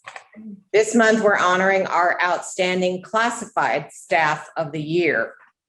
First, Amy Hunter is a senior administrative assistant in the School of Business Sciences and has been named Irvine Valley College 2021 Employee of the Year. For over the past 2 years, Amy has taken on participatory governance leadership roles such as classified Senate president, board member with the Irvine Valley College Foundation, and as a COVID-19 incident command team member. In addition, Amy has been selected to receive the 2021 Classified Employee of the Year Award from the State Chancellor's Office. Ooh. Randy Van Dyke is a media production specialist and is named Saddleback College 2021 Classified Employee of the Year. Randy was instrumental in Saddleback's transition to online learning and has worked throughout the year on numerous videos, including but not limited to Board of Trustees meetings, quarantine episodes, Saddleback Arts Live at Home, informational videos for students returning to on-campus classes, Foundation Gala, virtual commencement, and many more. Jean Tajoa, a data warehouse database administrator in the District Services Research Planning and Data Management Department, is named the District Services 2021 Classified Employee of the Year. Jean is continually concerned about data quality, security, and sustainability of the district systems. He has mentored analysts in his department and is a great team player who helps improve to meet the district's data needs. Congratulations to Amy, Randy, and Jean for this well-deserved recognition. We thank you for your dedication to our students, our colleges, and our district. In addition, there are two additional resolutions being submitted to the board for approval this month. A resolution recognizing the impact of Lisa Kennedy Greenberg's many contributions to the Irvine Valley College Foundation and to the South Orange County Community College District on behalf of students, and that celebrates all of her efforts with this commemorative resolution because of the impact she has made on the academic opportunities for community college students throughout California. And the final resolution expresses support for the designation of May 2021 as Mental Health Awareness Month. The district encourages all to draw on Mental Health Awareness Month as an opportunity to promote mental well-being and awareness, ensure access to appropriate coverage and services, and support overall quality of life for those living with mental illness. Thank you. Thank you. And two of the people are here.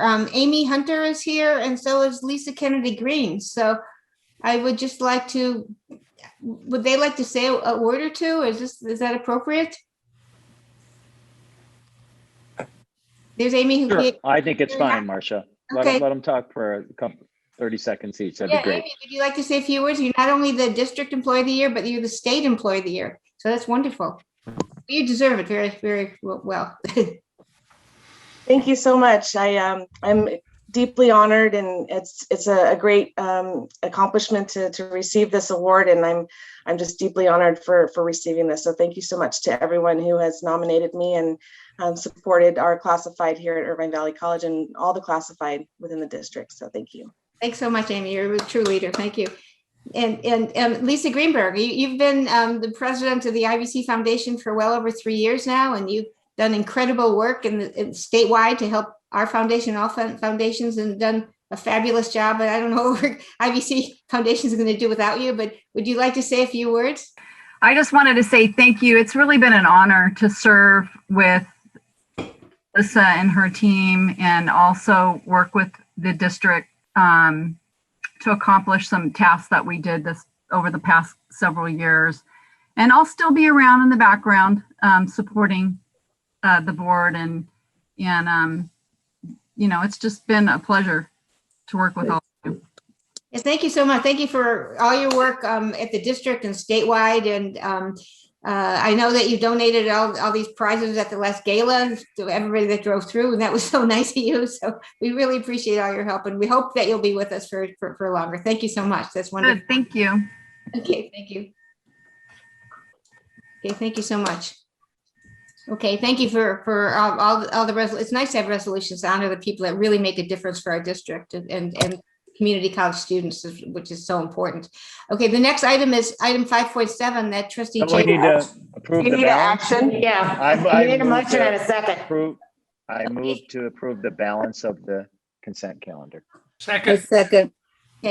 Okay, so trustee Jamal was first in approving it, and trustee Wright was second in seconding it. So Wait, But he said balance. Well, wait, Clarify. we already approved the balance. So we just need a motion and a second on 5.2. Okay, the balance, okay, the other items in the consent calendar. Oh, I have a couple. well, we still have another one to talk about. we have Oh, two- I thought Yeah, we we have finished two it. others Sorry. that have been pulled. Go ahead. We have to Go just ahead. approve this one right now, I think, and then we'll approve the other ones one at a time, I think, right? Yes. That's Okay. fine. Okay. So can you please So call the roll? I amend my motion to approve. My motion is to approve 5.2. Thank you so much. Appreciate it. Okay, Trustee Inman, Second, Aye. trustee Jay, okay. Oh, I approve. Aye. trustee Jamal, Aye. trustee Milchiker, aye. trustee Prendergast, Aye. trustee Rydell, Aye. trustee Wright, Aye. student trustee Matee. Aye. Okay, thank you. And then the next item is item 5.7 pulled by trustee Jay. Do you have a question with that one? A question.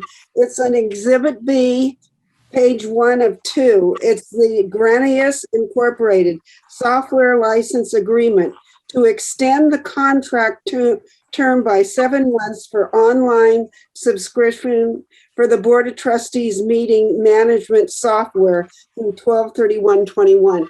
I thought, that's the one that we have now for the board agenda.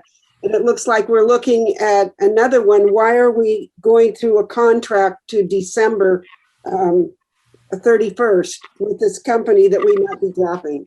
Good question, trustee Jay. Good question. So Granicus still has, from the point at which the district adopted Granicus, it has all of the videos and the data from the meetings that we had. So we are continuing with them so that we can transition that data from their servers to our servers. And we're also continuing it as a backup in case there are any issues with board docs. Oh, okay. Thank you. Well, that was a good pull. Okay, do you move approval then for the item then, trustee Jay? I move approval of the item. There's a second? Second. Second, trustee Wright. And so, board secretary, can you please call the roll? Trustee Inman, Aye. trustee Jay, Aye. trustee Jamal, Aye. trustee Milchiker, Aye. trustee Prendergast, Aye. trustee Rydell, Aye. trustee Wright, Aye. student trustee Matee. Aye. Okay, the next item is 5.9 contracts, and trustee Jay pulled it. So what's your question on that one? Okay, that was architectural design and signs. It's in under contracts, and it's number 16. Architecture field service agreement to design, fabricate, and install 2 replacement banners for the Saddleback College Stadium from 4/5/21 to 7/3/21. I presume those are banners to put up the new name that we will have, whether it be Rattlers, Bobcats, or whatever. I just wondered from Dr. Stern, how much more costs and replacement will there be to eliminate the Gaucho name? Oh. This was $8,000, almost $9,000 to replace 2 banners.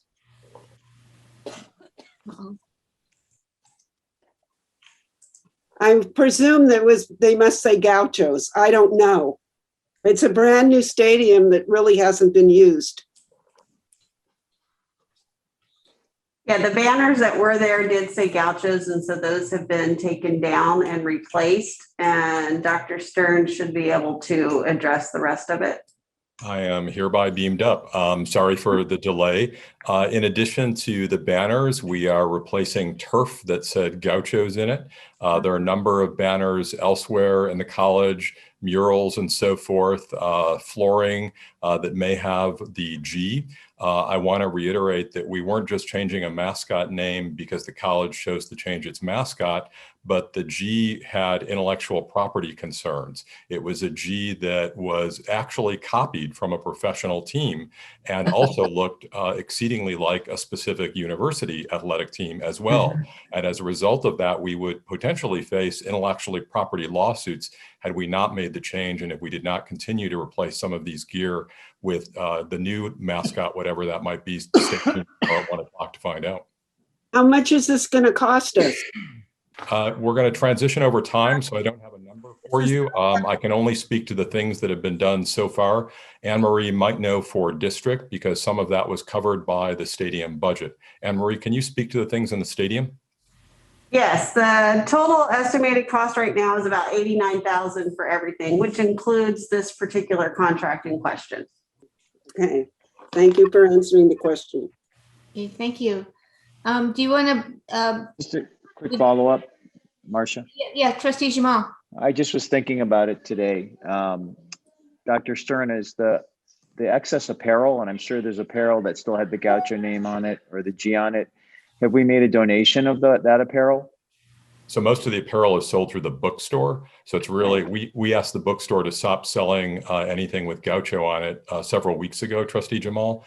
So it's up to them to decide whether they put that on sale, whether they donated it, but we don't own most of that material ourselves. The college does purchase some of its own swag, and athletics continues to have swag that it makes available to folks. And I imagine some of those things might be memorabilia going forward. But we're going to start asking the bookstore to make new memorabilia and new garb for us with a new mascot as soon as possible. But we don't know that. I know. We know we're getting a new mascot. I was wondering. I wanted to be sure that it's donated and that it's not just thrown in the dumpster. Let's do something productive with the apparel that we have. I can't imagine that they would throw it in the dumpster. I think the bookstore wants to try to make money off of it as soon as it can, Trustee Jamal. Okay, thanks. Okay, thank you. Thanks so much. Is there a motion to approve the item? Nobody wants to approve the item? Okay, Trustee Inman has made the motion. Is there a second? Second by Trustee Prendergast. And Madam Secretary, can you call the roll for this item number 5.9? Trustee Inman. Aye. Trustee Jay. Aye. Trustee Jamal. Aye. Trustee Milchiker. Aye. Trustee Prendergast. Aye. Trustee Rydell. Aye. Trustee Wright. Aye. Student Trustee Matteen. Aye. Okay, thank you. So now we move to the general action item 6.0. Item 6.1, the student trustee, we already acted on. 6.2, the board agendas we acted on. So now 6.3, the academic calendar. It was presented in April for review and study, and now it's for approval. So are there any questions on this item? So moved. Okay, Trustee Wright made the motion. Is there a second? I second it. Okay, Trustee Jay seconded. Are there any questions or Madam Secretary, can you call the roll, please?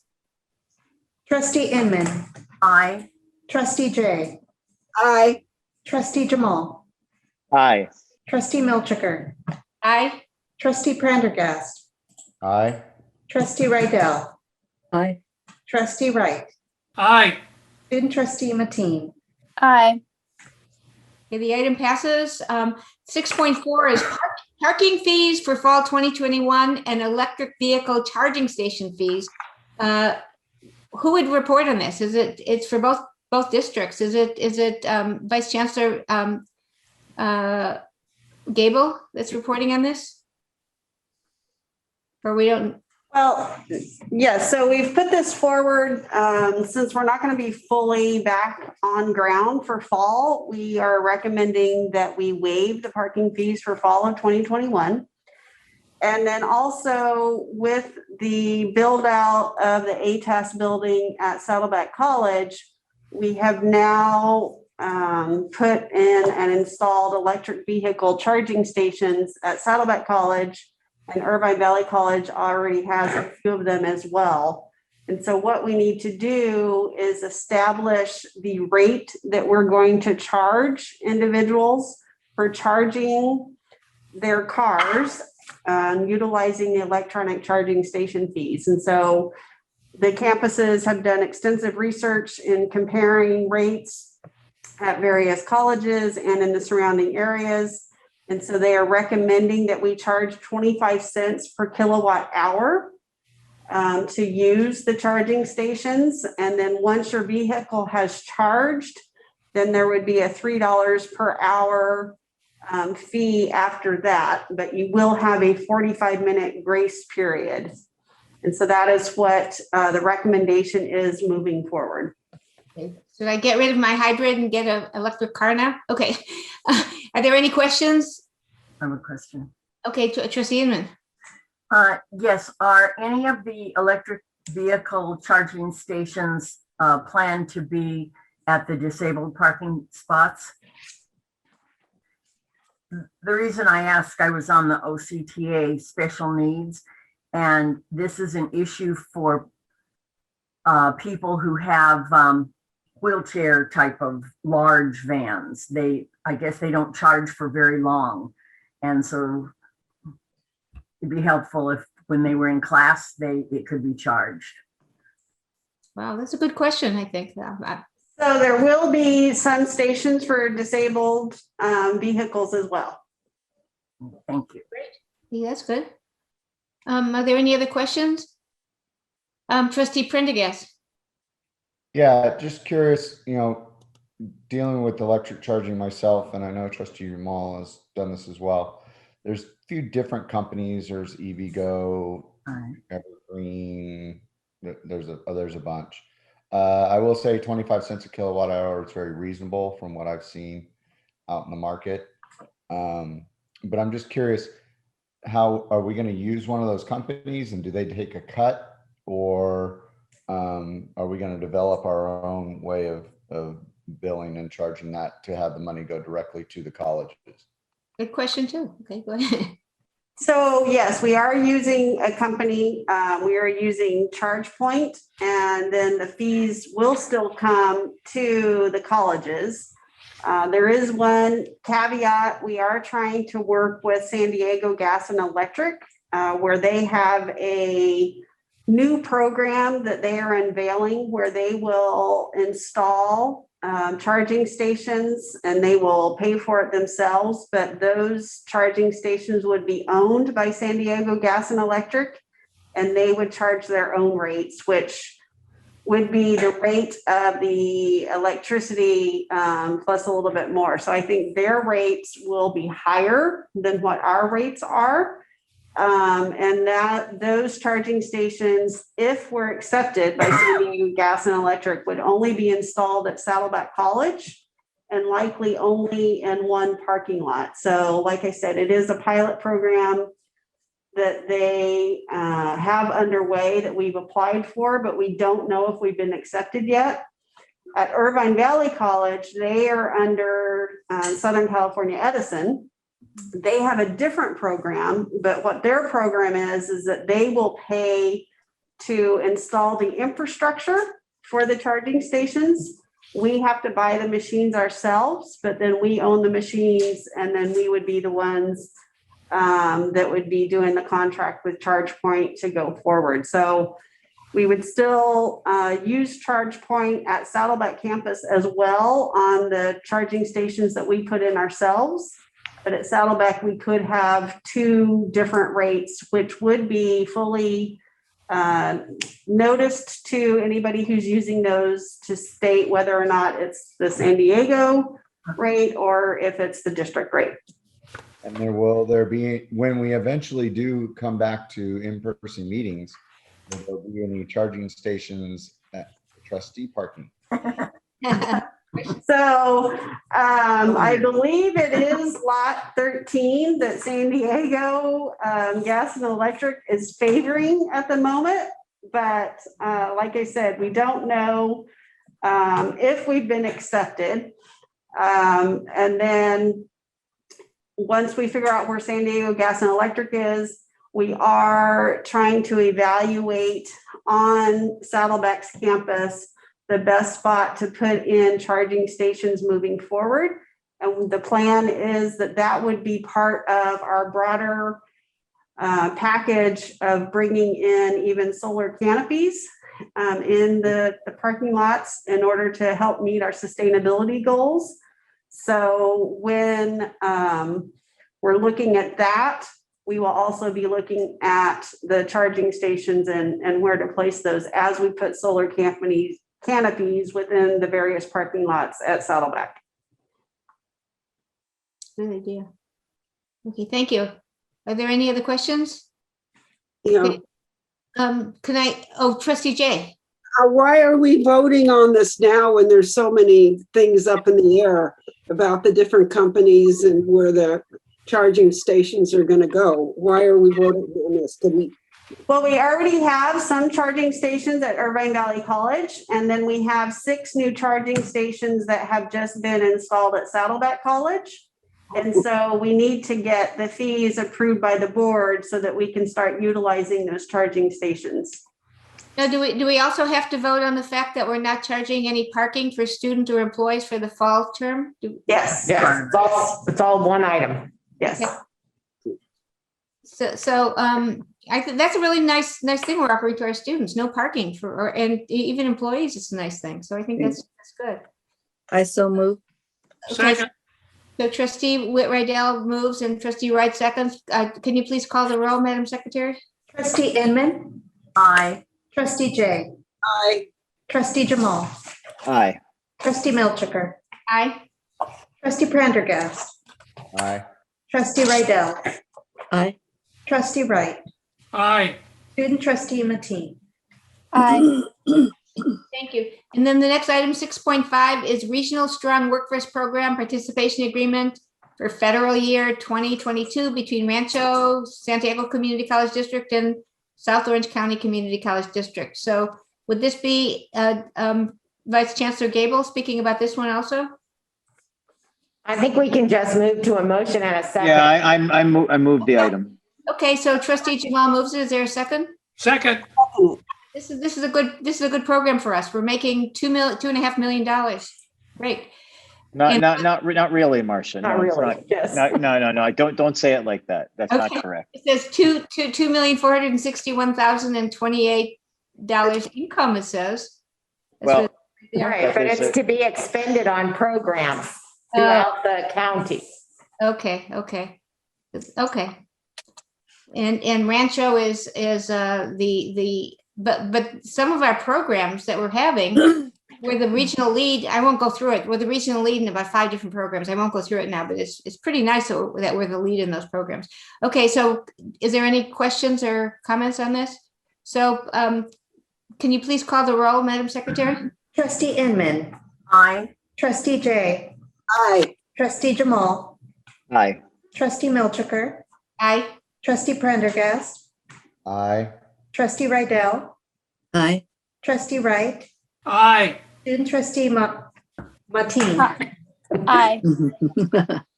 Okay, that passes. Okay, 6.6 is adopting a resolution authorizing Computrolls Incorporated as the sole source standard for building automation system equipment, building material, supply, software, and services. That's the heading of the of this particular policy. So are there any questions? So moved. Okay, Trustee Second. and Trustee Whit-Rydell seconds. Madam Secretary, can you please call the roll? Trustee Inman. Aye. Trustee Jay. Aye. Trustee Jamal. Aye. Trustee Milchiker. Aye. Trustee Prendergast. Aye. Trustee Rydell. Aye. Trustee Wright. Aye. Student Trustee Matteen. Aye. Okay, great. 6.7 is board policy revisions. There's 6 board policies for review and study. Is there somebody would make a motion? So moved. I second it. Okay, Second. Trustee Wright make the motion, Trustee Jay seconds it. Are there any questions? These are for review and study. We could just, you could just, Madam Secretary, can you call the roll? Because Trustee Inman, Aye. Trustee Jay, Aye. Trustee Jamal, Aye. Trustee Milchiker, Aye. Trustee Prendergast, Aye. Trustee Rydell, Aye. Trustee Wright, Aye. Student Trustee Matteen. Aye. And then the next one, 6.8, board policy revision. There's 5 board policies for approval. Is there a motion and a second? I'm so moved. Okay, Trustee Jay moves it and there's Second. and then Trustee Wright seconds it. Are there any comments or questions, or should we just call the roll on this? We went over it at the last meeting. So Madam Secretary, can you call the roll? Trustee Inman, Aye. Trustee Jay, Aye. Trustee Jamal, Aye. Trustee Milchiker, Aye. Trustee Prendergast, Aye. Trustee Rydell, Aye. Trustee Wright, Aye. Student Trustee Matteen. Aye. Okay, and the next one is item 6.9, academic employee and classified administrative personnel action. Could someone call, is there a motion second? There is one change, Trustee Milchiker. Okay. On page 2, under item A2, letter E, Stacy Eldred. Stacy Eldred is a part of the OASIS program, and the OASIS program, the acronym is correct. What it stands for is incorrect. The OASIS acronym actually stands for, and must be corrected for the record, Occupational and Academic Skills for Independence and Success. Thank you. And that's the only 6, and that there's 4 full-time faculty at IVC and 2 at Saddleback, and one of them is being approved and one of them is this one. And there's Patricia McGinley is a nursing instructor who's retiring after just about 10 years. So, okay, so did Trustee Whit-Rydell? Yes, I would just like to say that I would like to commend Patricia for all of her hard work. She brought incredible insight and updated all of our, which had also been with Jennifer Ferushish, our OB program. And I would also like to congratulate Grace Chow for being hired as full-time. She was my student long ago, and it's very satisfying to have your student sort of take your place. So it's very, very nice, and she will complement our nursing faculty, and the students are mighty lucky. Yes, thank you. Yeah, excellent. Yeah, I read, I'm sure all of us read all the information about these new full-time teachers, and they really are pretty impressive. All of them are. So I was very happy to read that. So thank you for bringing that up. We need a motion and a second. Okay. I first. I so moved. Trustee Rydell makes the motion. Is there a second? I second it. TJ seconds. Okay. Madam Secretary, can you please call the roll? Trustee Inman, Aye. Trustee Jay, Aye. Trustee Jamal, Aye. Trustee Milchiker, Aye. Trustee Prendergast, Aye. Trustee Rydell, Aye. Trustee Wright, Aye. Student Trustee Matteen. Aye. And then the next one, 6.10, classified personnel items. I have to note that Scott Smith, the lead automotive diagnostic technician, has been with our automotive department for 36 years, and thank him for all of his service for all these years. So, are there any? Yeah, so Trustee Wright makes the motion. There are changes to this item. There are changes. So Trustee Viscachill, can you please? I mean, Vice Chancellor Viscachill, can you tell us what the changes are? On page 2, under F, resignation and retirements, there are 3 that are off by 1 day. Marilyn Lance will be, last day of employment with the district was May 13, 2021. Austin Peebles' last day was April 23rd, 2021. And Katrina Rosiak's last day was April 24th, 2021. Thank you. Thank you. Yeah, one of those items was somewhat confusing, but I discussed it with the chancellor and I understand it now, so it's okay. Are there any other questions or? So trustee Jay made the motion. Is there a second? Second. Trustee Inman seconded it. So Madam Secretary, can you please call the roll? Trustee Inman, Aye. trustee Jay, Aye. trustee Jamal, Aye. trustee Milchiker, Aye. Prendergast, Aye. trustee Rydell, Aye. trustee Wright, Aye. student trustee Matee. Aye. Okay, the next item is 611, non-bargaining unit personnel action. Are there any changes? There are no changes. Thank you. So moved. I Okay, second it. Second it. moved by trustee Rice, seconded by trustee Jay. And I did notice that Jeannie Agas is already volunteering at IBC after just retiring. I'm delighted to see that. That's nice. Yeah, it's great. She's great.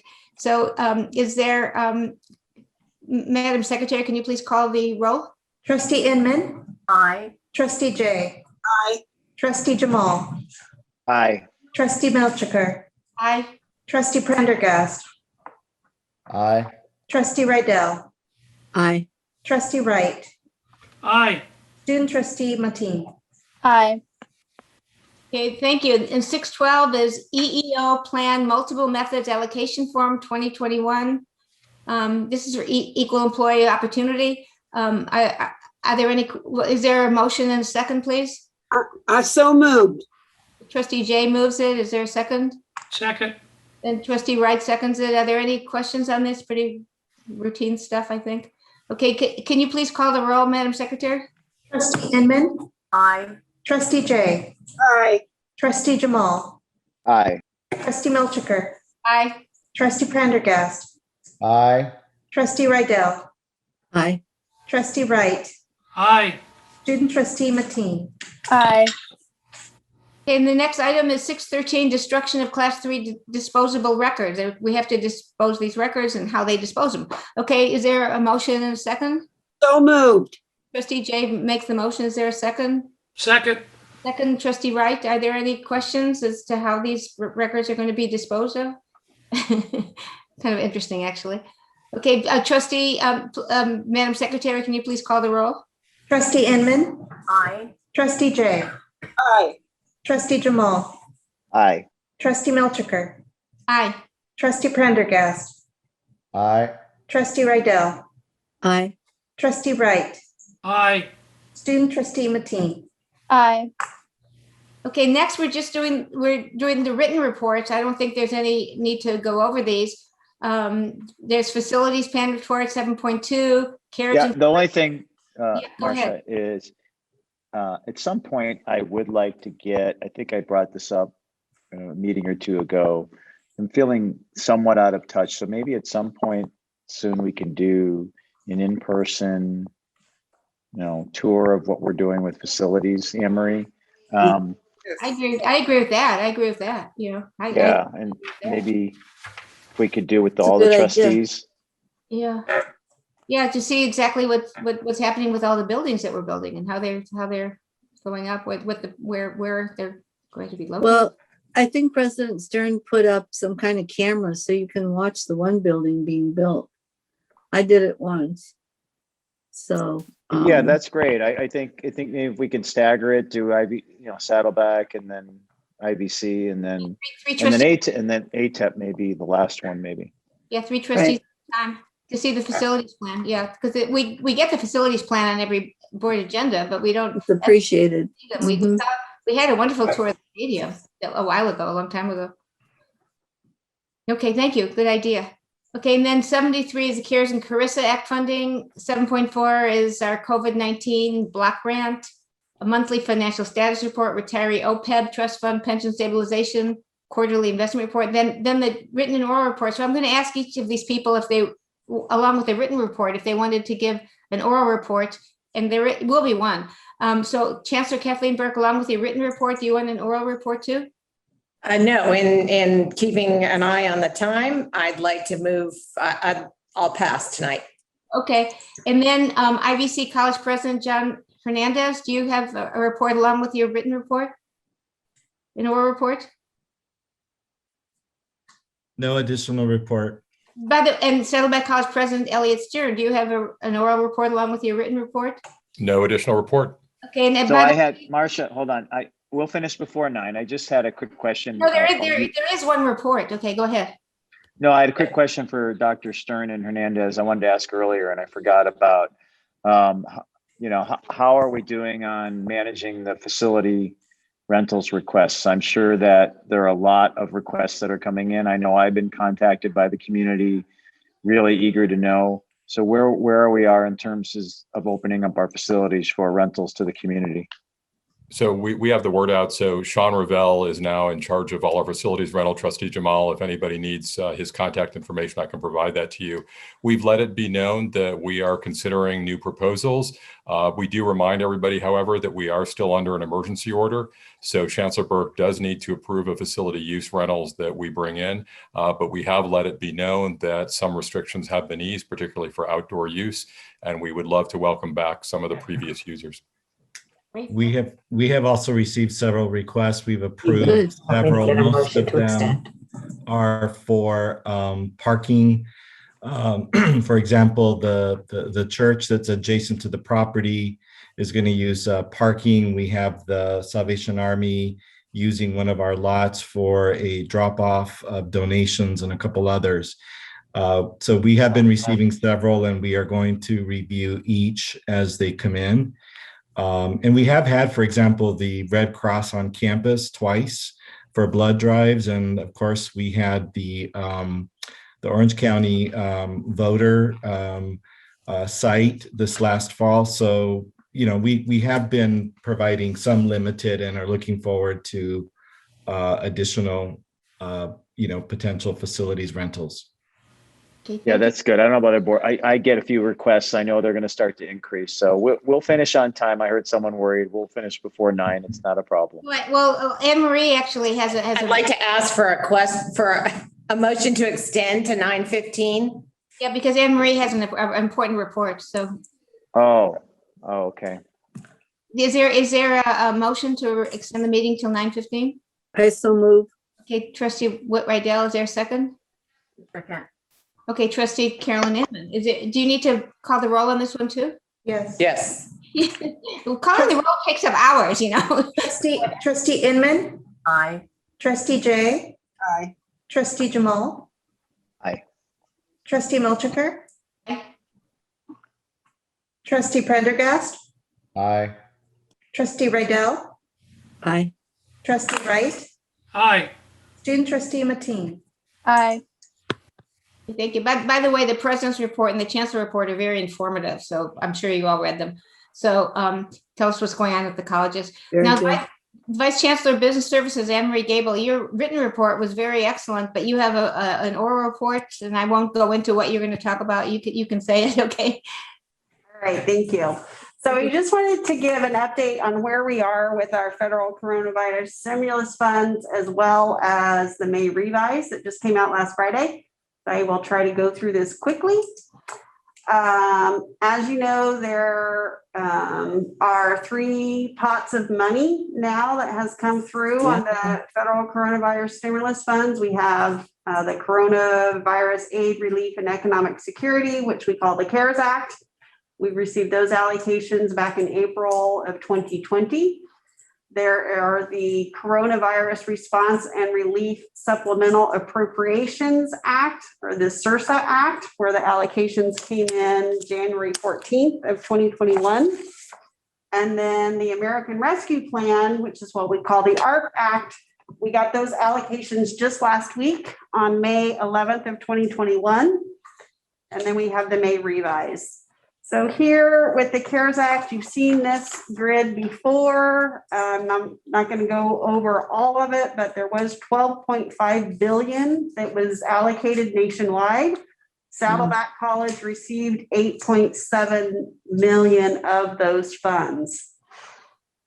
On this slide here, it shows how much we received and how much was specific on the grants to students for the CARES Act. And you can see that we have fully expended and provided our students with the grants for almost $4.4 million has been given out to our students as of April 30th.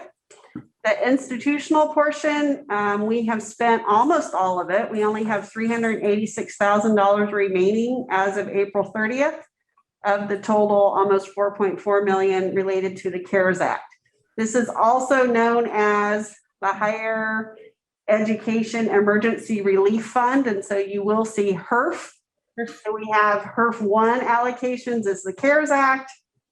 The CRSA Act, we call that the HERF 2 allocations. And with the HERF 2, again, nationwide, it was $20.5 billion. South Orange County Community College District, we received just under $19.1 million. Here is the breakdown again. The funds have to be spent in two ways, the grants to the students and the institutional portion. So on the grants to the students, for HERF 2, we're required to give out almost $4.4 million. As of April 30th, we have given out $3.1 million. So we have just under $1.3 million that we still need to give out in grants to students. On the institutional portion, we got much more for the institutional portion with HERF 2. Our total was $14.7 million. We've only spent about $119,000 of that. So we still have $14.6 million that we need to spend with the HERF 2 allocations. Moving into the ARP Act. The ARP Act provided $36 billion. And the district here, you can see we received just under $33.4 million. Here's the breakdown, both on what we need to grant to the students and the institutional portion. So we need to provide grants to students of $17.1 million. And then we have 16.3 about in the institutional portion. Overall, if you add up all three of those, the HERF 1, HERF 2, and HERF 3, we will give out $25.9 million in grants to students. Wow. And our institutional share is $35.3 million for a total of $61.2 million that has been allocated to the colleges through these three acts. Now, on the allowable use of funds, this is primarily on the institutional portion. What can we use the money on? And you can see there that with each of the acts, they've changed slightly what we can use our institutional portion on. I would say most importantly with the CRSA Act and with the ARP Act, the big change that is very beneficial for us is that we can replace our lost revenue. That's this third line right here. So that's going to be probably one of the biggest aspects of how we're going to utilize our institutional portion is to reimburse the colleges for all of the lost revenue that has been incurred during the COVID pandemic. The two new things that have come in with the ARP Act that we're going to have to show that we did spend some of our institutional funds on is, first off, we have to implement evidence-based practices to monitor and suppress coronavirus. So now, what does that mean? Basically, that means that we need to implement safe practices. We need to do the cleaning that is recommended by the public health officials, have the mask requirements, do some of the changes to our HVAC systems. Those types of things is what they mean by implementing evidence-based practices to help suppress the coronavirus. The second thing, which is this last line here, is we have to do a direct outreach to our financial aid applicants, letting them know that they have an opportunity to have their financial aid adjusted if they've had a change to where they've lost their job or they've had their work hours reduced, or if a family member, if they're dependent, if their family member has lost the job. And so we're going to have to email, direct outreach can be by email. So that's probably the easiest way that we can notify our students that they do have that opportunity. So those are the two new things that come into play. You can see here that we can't use any of the funds for administrator salaries or benefits. So that's really that. And then we can't use the funds for marketing or advertising. Those are the two consistent things with all three acts that we can't spend any of the money on. Moving to the art funds. So the spending deadline is basically 1 year from when the funds were allocated. And on here I had estimated May 10th of 2022. Since that time, we have actually received our notifications from the feds for both colleges. And so for IVC, they have until May 5th of 2022, and Saddleback has until May 12th of 2022 to spend the funds. So that's all on the supplemental money coming from the feds. And so now I'll kind of move into the May revise. I did send out a memo that went out college-wide today. Hopefully you guys received a copy of that as well in your email. And it's a 3-pager, but I will try to go through it pretty quickly and just kind of give you the highlights. On Friday, the governor did release his May revise, and it is, in his words, a historical, unprecedented, and generational budget. And Historical is right. yeah, it's very historical. They are naming it the $100 billion California Comeback Plan. So there is money being provided really for all segments of the state. For community colleges ourselves, there's an additional $541 million of ongoing money that's coming, that is proposed to come to the community colleges. $320 million of that is in the unrestricted general fund. And then there's $221 million that is restricted general fund with several new programs that they are created. And then on a one-time basis, it really is a huge amount of money coming on a one-time basis. There's almost $1 billion, $985 million that is proposed to come through in one-time programs and services that they are creating or augmenting what we already have. And then on the capital outlay side, there's $564 million for deferred maintenance and instructional equipment. So it really is an extremely good budget for community colleges. I'm a little concerned of all the money that's coming in on the restricted side and the programs that they're expecting us to implement and work towards, especially on the ones that are the one-time money, because it's very hard to have that one-time money and then all of a sudden have it go away. So that's a little bit of a concern. But you know, there are some very good things in here with the ongoing resources that are coming forward. I would say there's $30 million ongoing to help support mental health and technological support for our students. I think that's, you know, a program that's extremely good. There's another new program that has been created for vocational training and English as a second language. So there's $50 million provided for that. There's another $30 million that's provided for basic needs, such as basic needs teachers and coordinators. So there's $150 million on a one-time basis for our guided pathways program. And then another $115 million for zero textbook cost degrees using open educational resources. So there's a lot of money coming in. I'll kind of stop there. I don't want to go through all of the bullet points, but I'll just kind of stop and see if there's any questions from anybody.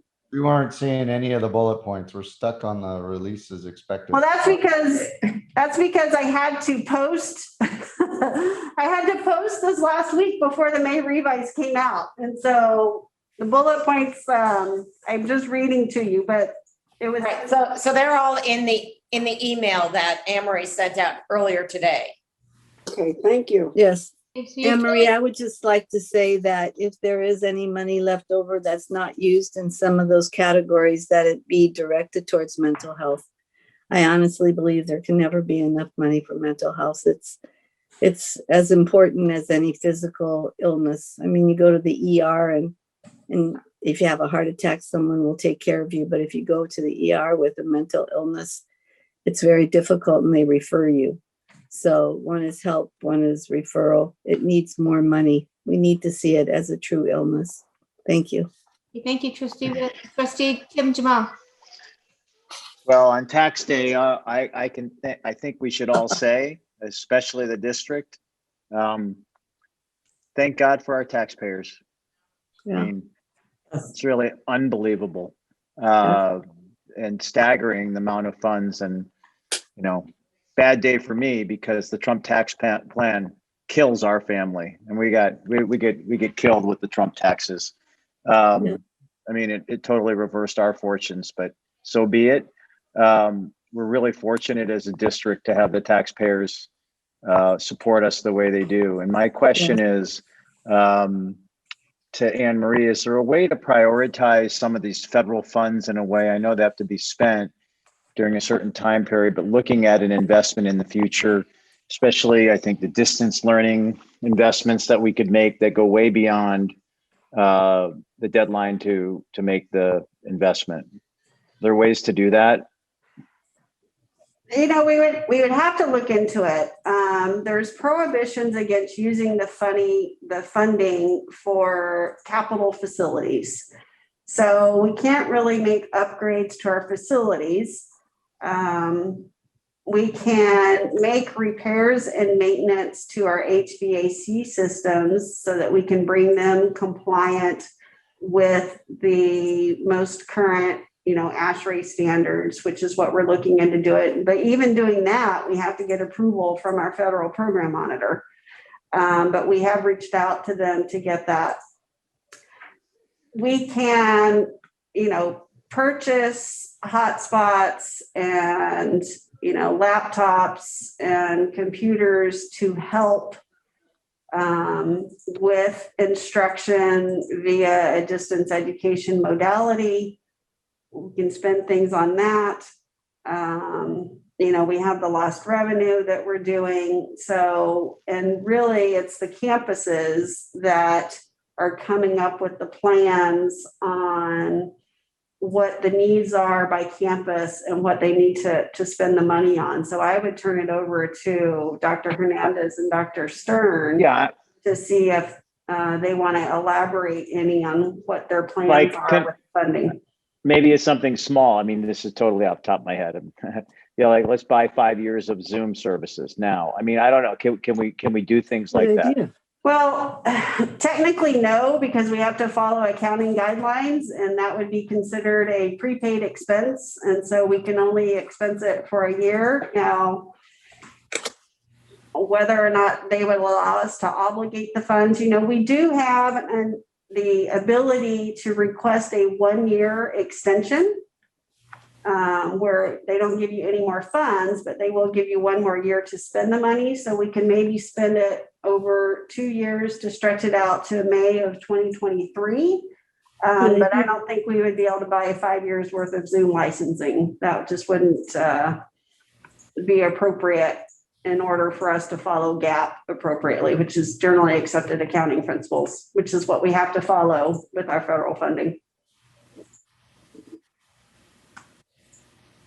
I think Dr. Hernandez wanted to say something. I was going to say that our budget committees have started to review various expenditure scenarios. I do think currently the primary focus has been to cover lost revenue, as is one of the allowables under HERF 2 and now HERF 3. But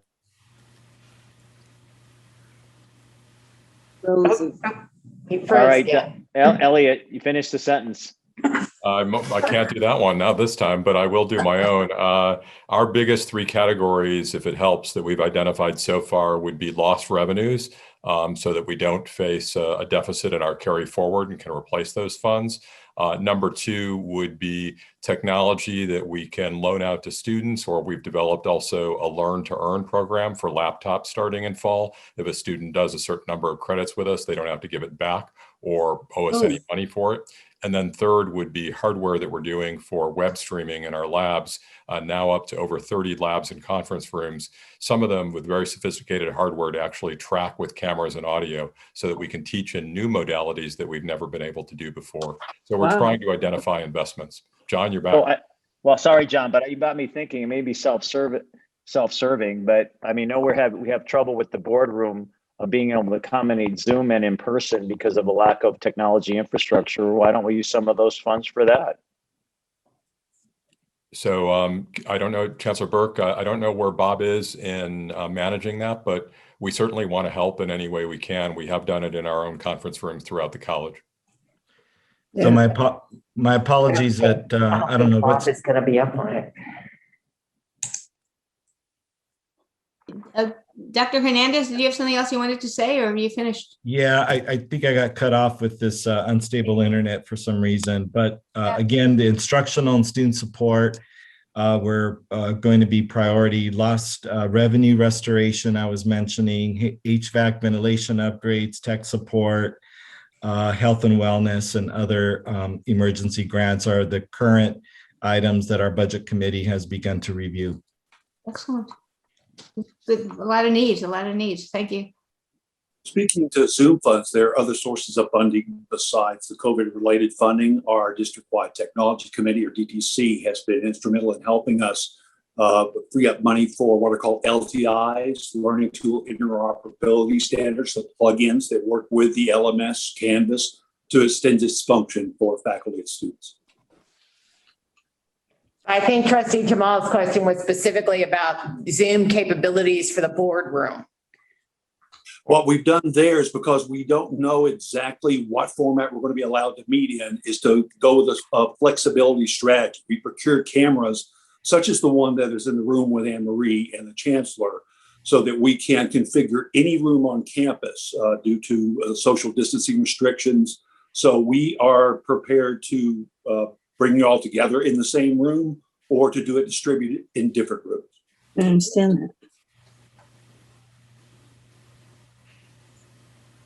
So is that you, Trustee Jamal, did you get your question answered, or not exactly, but not exactly, but we'll follow up, Trustee Milchiker, with the administration on this. We got 4 minutes left. We're still working on it.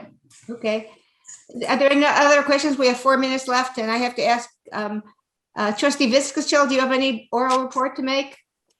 Welcome to student trustee. Welcome Trustee Mateen, and no report.